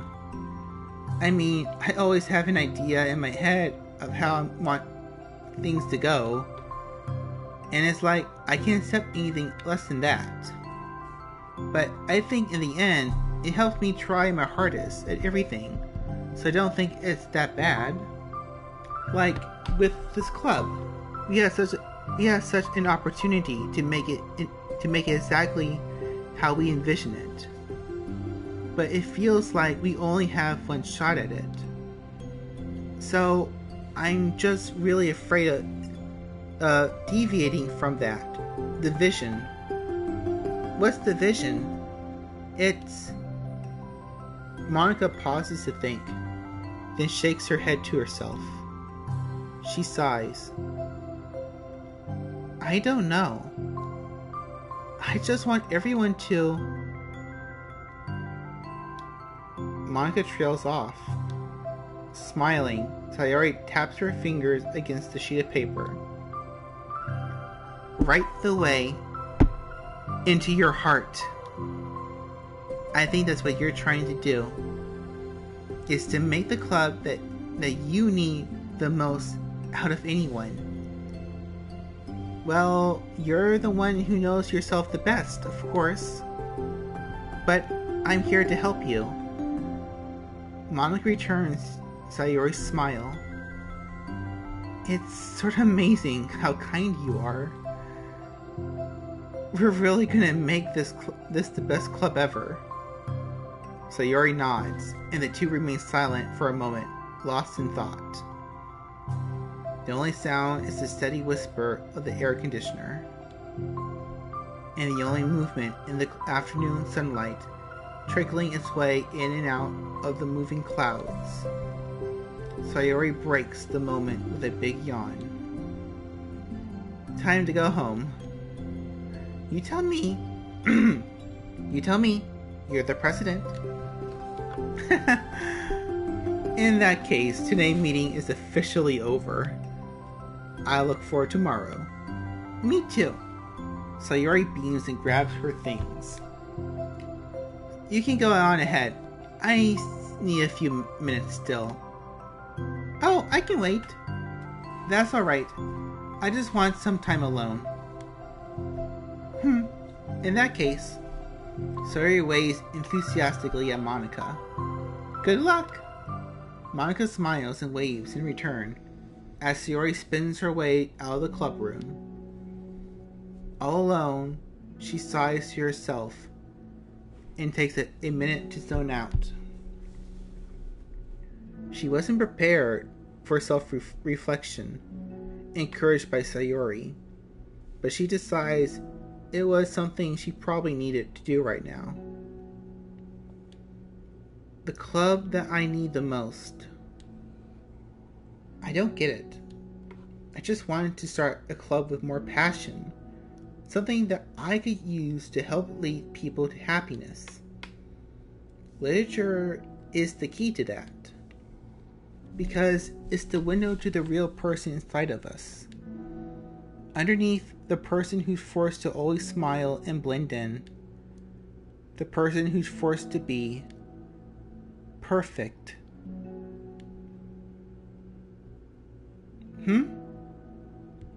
Monica suddenly noticed a folder on the floor by her desk.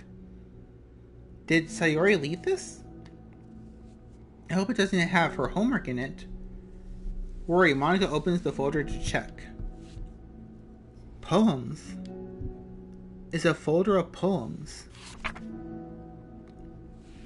Become the flower. A feeling of joy is a flower plucked from the ground. The color, the scent, is so pretty in my hair. Every day I pluck some flowers as though they grow just for me. A lifetime of peace and nourishment, yanked away in an instant, all for me, all for joy. I need more. I need more joy. I need more happy. Pluck, pluck, pluck, every day. Pluck, pluck, pluck, so pretty in my hair. Pluck, pluck, pluck, you're going to die. And you too. Beneath my feet, a flower stands alone. It beckons to me. I twist the stem, freeing it from its clinging roots, caressing the final joyous moment between my fingers. But to what end? I look in every direction. In the field I stand in, the prosperous field, is a barren wasteland. The fruits of my labor, the carnage of my joy. And that is why I decided I must become the flower. Damn. That's pretty deep. You know, she's the flower, and flowers put so much energy into growing beautiful, and when they're grown beautiful, most people just pluck them without a care in the world.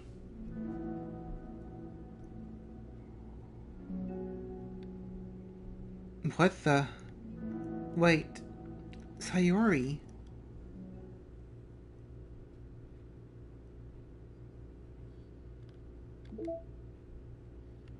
Oh, I open up for part 2? Should we do part 2? Should we do part 2?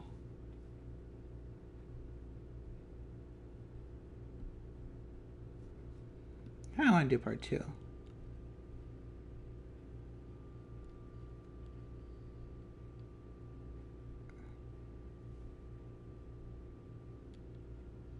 It wasn't that long, but the time is kind of late.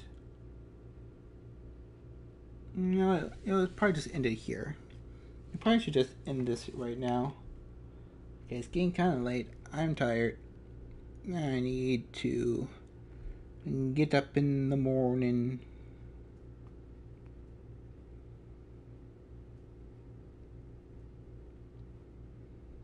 Or, you know what? We'll just do it. We'll just do it. The first one wasn't that long. We'll just finish it up. So, do Trust Part 2. Yes.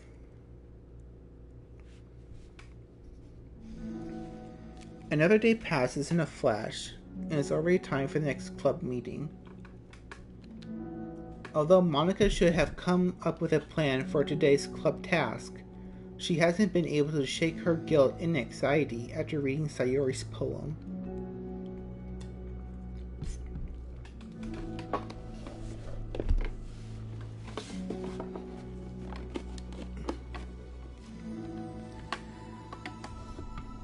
I'm so stupid. How did I let myself be the center of attention? Sayori's going through these kinds of feelings, and I'm letting her comfort me instead of the other way around? What kind of club president does that? This whole time I decided to ask about her own feelings. One second. Let me pause and get something real quick. That's right, you can't pause. The game's already static. The game is static, I don't need to pause it.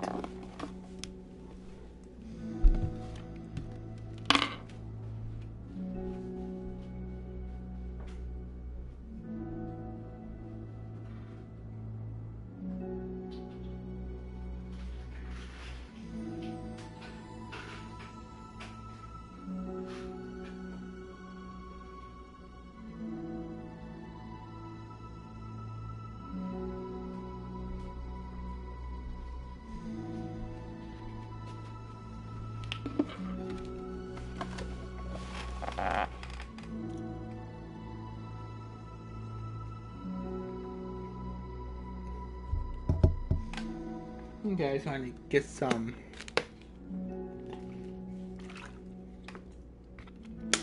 pain meds real quick. Well, my tooth is about to start acting up. I want to kill that quickly. Get out of that. Okay. So much for a stupid vision. Sayori enters the club room with her usual smile. Upon seeing the downcast Monica, her smile quickly fades into an expression of concern. Monica? Is everything okay? I'm really sorry. I'm such a terrible friend. What? What are you talking about? You're an amazing friend. Monica shakes her head. I made this all about myself. Even you said so yesterday. You told me that I'm trying to make the club that I need the most, right? But my problems are so trivial compared to yours. Sayori responds quietly. What are you talking about? As she says that, her face darkens. Through this silence, Sayori utters her realization. I left my folder here. Monica stares blankly ahead, unable to come up with the response. I wasn't ready to share those. Now you're worried about me. I don't want that. But why? We're friends, right? Wordlessly, Sayori nods. Friends look out for each other. I want to be for you. I want to be here for you as much as you're here for me.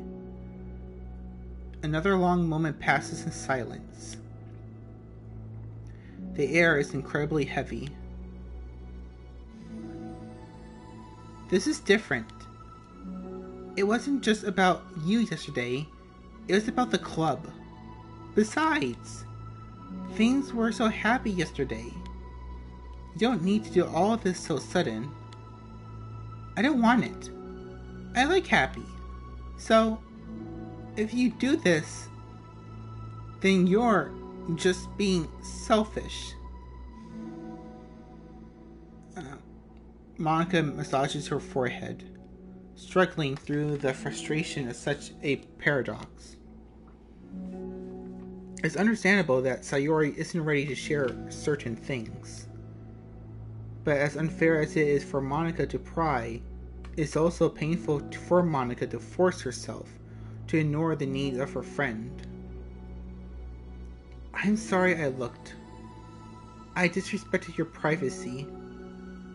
No, I don't blame you for looking. You would have at least needed to check if it was mine. Yeah. Monica takes a deep breath. Okay. I understand that you don't want me to worry. And I think I'll be able to put this aside so that we can move on. Can you promise me something? Promise you what? Monica pauses to collect her thoughts. This is the Literature Club. It's a place where people can express themselves in the ways that life normally doesn't allow them to. That's the vision. In fact, it's our vision. Write that way into your heart, or whatever. So, I just want you to promise me that you'll remember that too. It doesn't have to be right now, but I want to be here for you when you need it. I want us to be ourselves like that. Sayori smiles gently. It's a promise. If you promise. Unable to help it, Monica returns Sayori's smile. I promise. Me too. As the conversation closes, the mood in the room is lifted. With that behind them, it's time to proceed to club activities. So, want to teach me about poetry? But what about recruitments? It's fine. We have plenty of time for that. But right now, I feel like I want to do this. I mean, I do have to fulfill my end of the promise, you know? There's no way I could do that. Say no to that. Just don't expect much.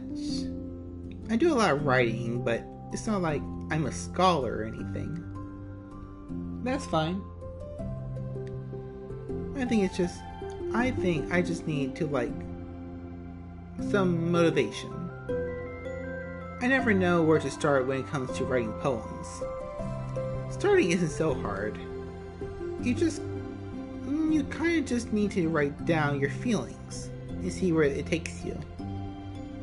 Yeah, but that wouldn't come out any good. It's not supposed to. You're gonna have to fight your perfectionist mind on this one.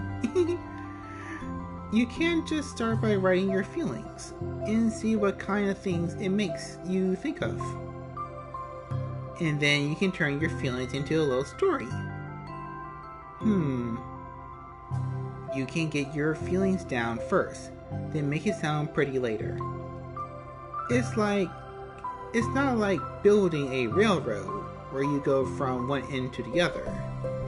It's more like a collage where you find all the things you want to put in and then you arrange them in a pretty way. At least that's how I do it. And it's not like it's the only way, but it's a really good way to get not to get stuck right at the beginning. I understand. Yeah, I always get so caught up in how it sounds that I forget what's actually important. Monica pulls out a pen and paper to start writing on.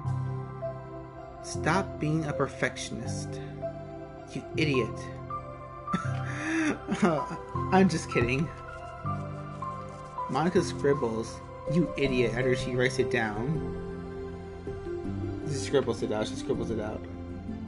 No, keep it. What? Why? Are you calling me an idiot? Of course not. But the point is that you're not supposed to police your feelings, right? Be as dramatic as you want. But I was just... Well, yeah. Underneath the scribbles, Monica writes, you idiot. She stares at the paper. Her words stare back at her. It's kind of funny how I wrote down what I'm mad at myself for. Then I did the exact thing anyway. This is really going to take some getting used to. I believe in you. Thanks. I do too. I mean, but also of you, of course. Monica continues to exercise, jotting down her thoughts. It's surprisingly quiet. Quite a struggle to write down without overthinking it. But after a while with Sayuri, guidance and encouragement, Monica's sheet of paper begins to look fairly lively, prepped with all her random thoughts. Phew! Monica looks down at her sheet. Gosh, I feel so tense looking at this. I hate it. But it's also kind of liberating. I can tell how hard you're trying to make it look... Trying. It makes me look happy. I think you'll be good at writing poems. Don't give me too much credit. I have to try really, really hard at it. But I think it's something that I'll enjoy doing. With you. Sayuri beams. I'll stop here, but we have time. Let's try to work on a new flyer for the club. I won't be so picky about the language. Yeah, let's do it. Let's drink break.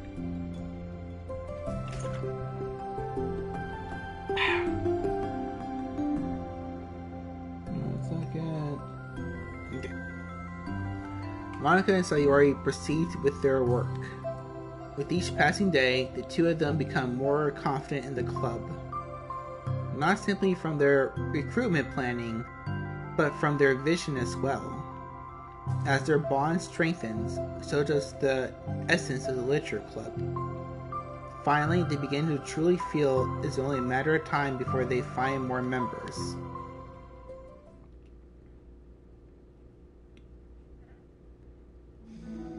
Another day passes. As usual, Monica is the first in the club room. With her printout of the revised literature club flyer, complete with all the new ideas Monica and Sayuri came up with.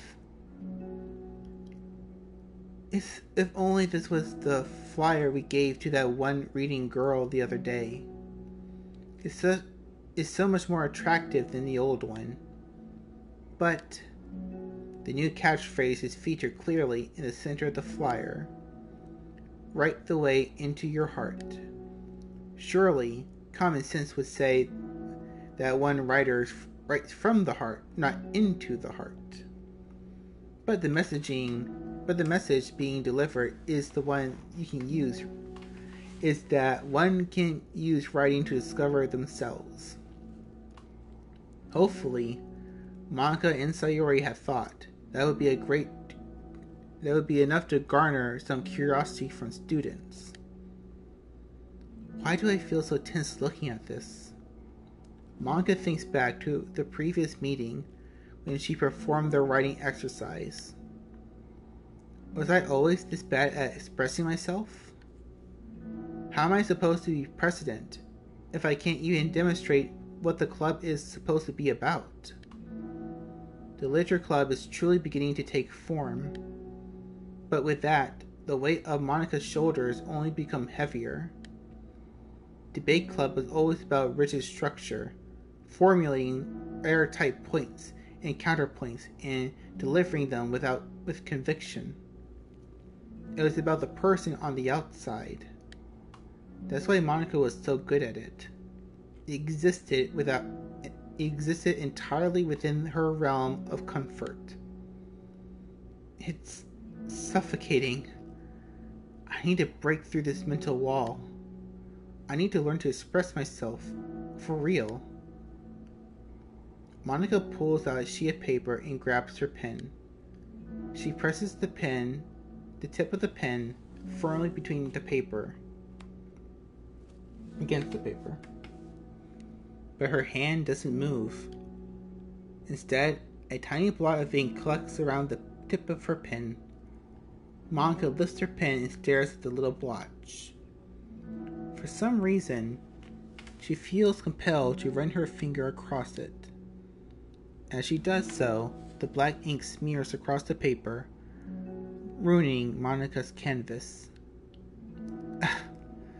Out of spite of herself, Monica presses her pen down once again, letting the ink collect. She creates a second smear on the paper. Come on, Monica.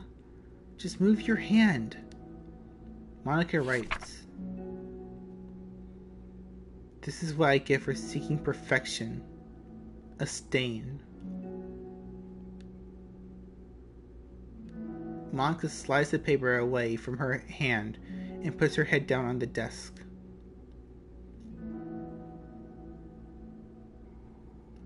The air condition seems louder today. I'm here! Hi.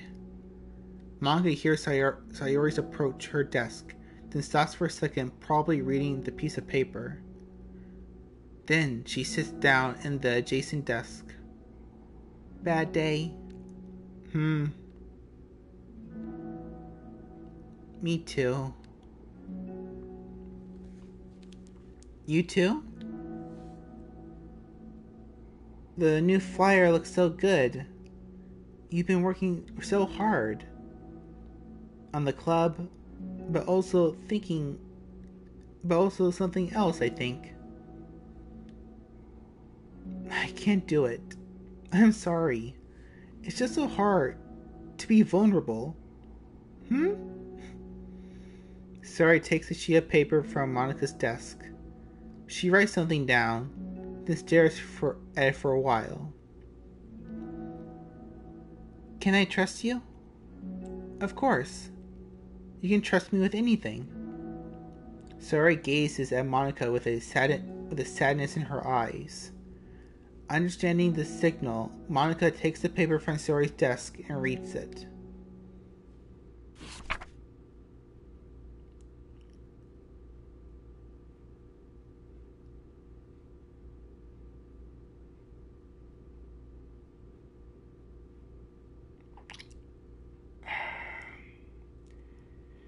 We know, but seeing it,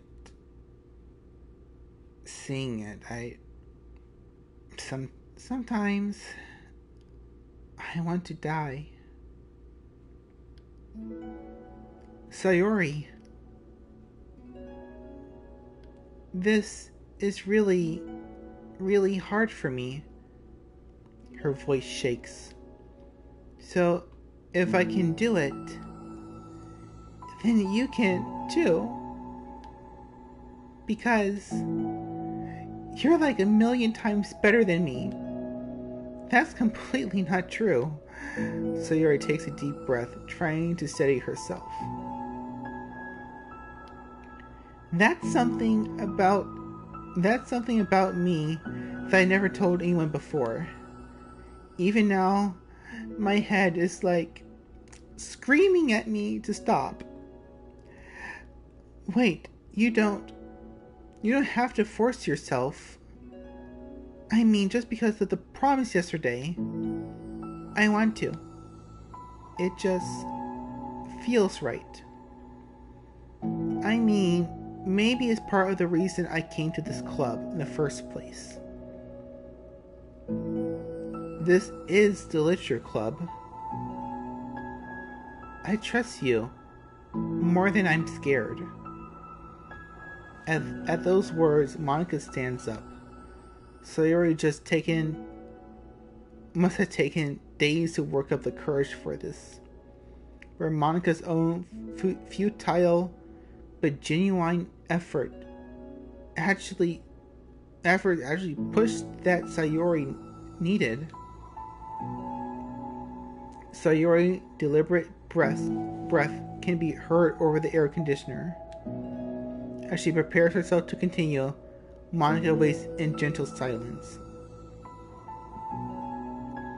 I have this problem where I get really upset when people worry too much about me. I can't control it. It's like, why waste your energy worrying about me when you can just be happy instead? So I never tell anyone about these kind of thoughts that I have. It's so much easier just to smile and make everyone else be happy. But that's terrible. That's what Monica wants to say. But she stops herself in fear of saying the wrong thing. It's just that if everyone knew about it, they wouldn't treat me the same anymore. Like, whenever I'm not smiling, everyone would worry about me and ask me what's wrong. I know that because it used to be like that. Sayori pauses, seeming to recall something in the past. I just want everyone to be happy. That's the most important thing to me. And letting people look inside my head doesn't bring happiness to anyone.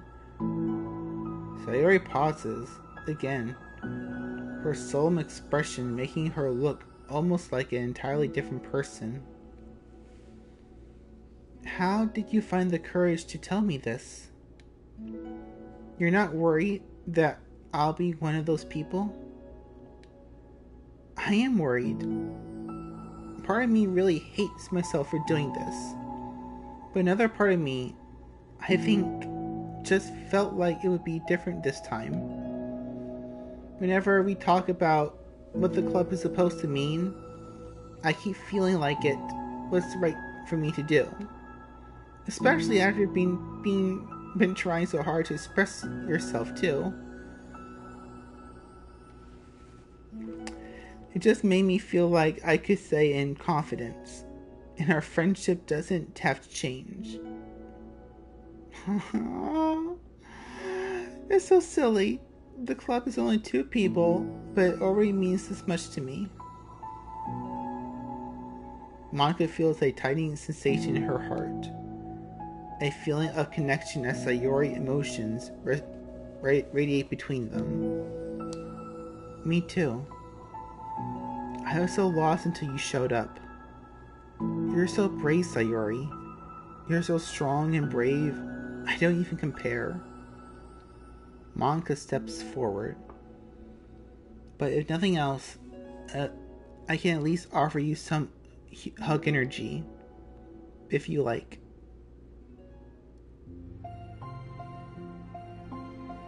Oh, that is some good art. That is some good art right there. Wordless and without a smile, Sayori rests her forehead on Monica's shoulder. Through their contact, Monica can almost feel the torrent of thoughts swimming in Sayori's head.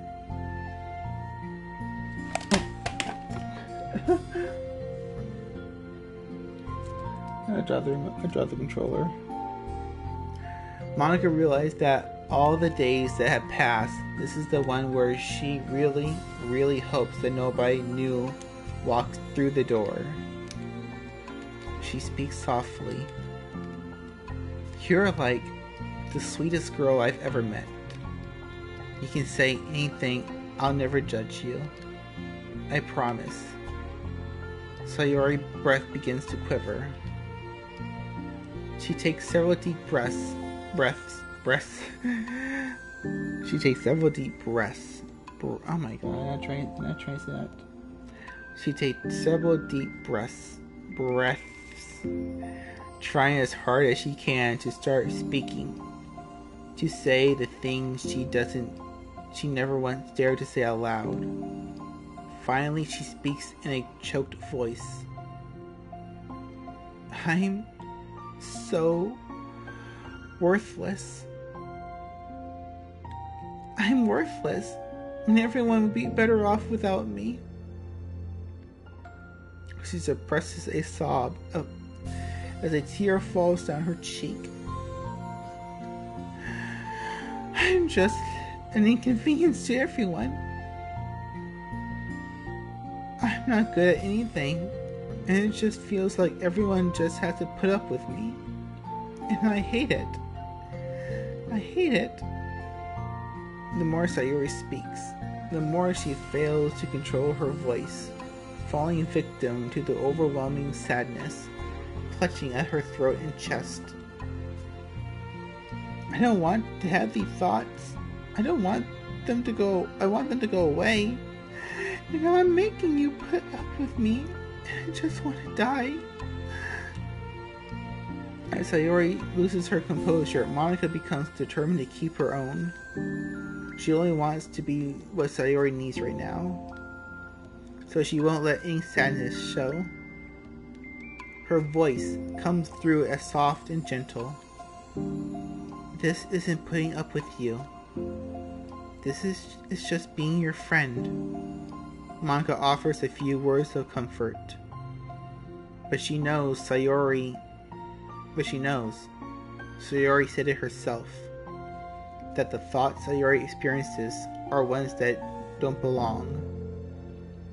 And Monica can't magically make them go away. The most she can do is help Sayori battle them, like any good friend would do. You have so much value to me and your other friends too. This club wouldn't have been the same without you. I really, really mean that. You coming here was the best thing that could have happened. Even if we never got any other members, I would still be happy. That's what you brought here. You brought us a vision. You brought us happiness. And that's your favorite thing to do, right? Sayori doesn't respond, but Monica feels her gently nod. No more words are needed between them. The two share their embrace for a while longer. Monica letting Sayori take as much time as she needs. Once her breathing steadies and her sniffles fully escape, Sayori lifts her head and wipes her eyes. I guess I needed that. Some days are harder than others. Well, I'm here whenever you need me. But any other time, I'll make sure that things are the way they usually are. If that's what makes you happy. Thanks. You're the best. No, you are. The two exchange smiles. You know, I'm sorry to bring this up all of a sudden, but have you considered talking to a professional? Sayori nods. It's scary, since it's already so hard to tell people. Yeah, well, of course, it'll always be your choice. But if you're ever looking to find the courage for it, I can do my best to help you. Thanks. I think it'll help knowing you would. It helps knowing that you would. Sayori suddenly yawns and stretches. That made me tired. And hungry. Well, I won't make you do any work today, if you're not up to it. No, I want to. I mean, I could say that it's definitely one thing that makes me happy. Monica smiles. But I might want to get... sorry. But I might want to get a snack first. All of a sudden, the sound of the door causes the two of them to turn their heads. The door opens halfway, then stops. A face peeks inside. A face that seems familiar.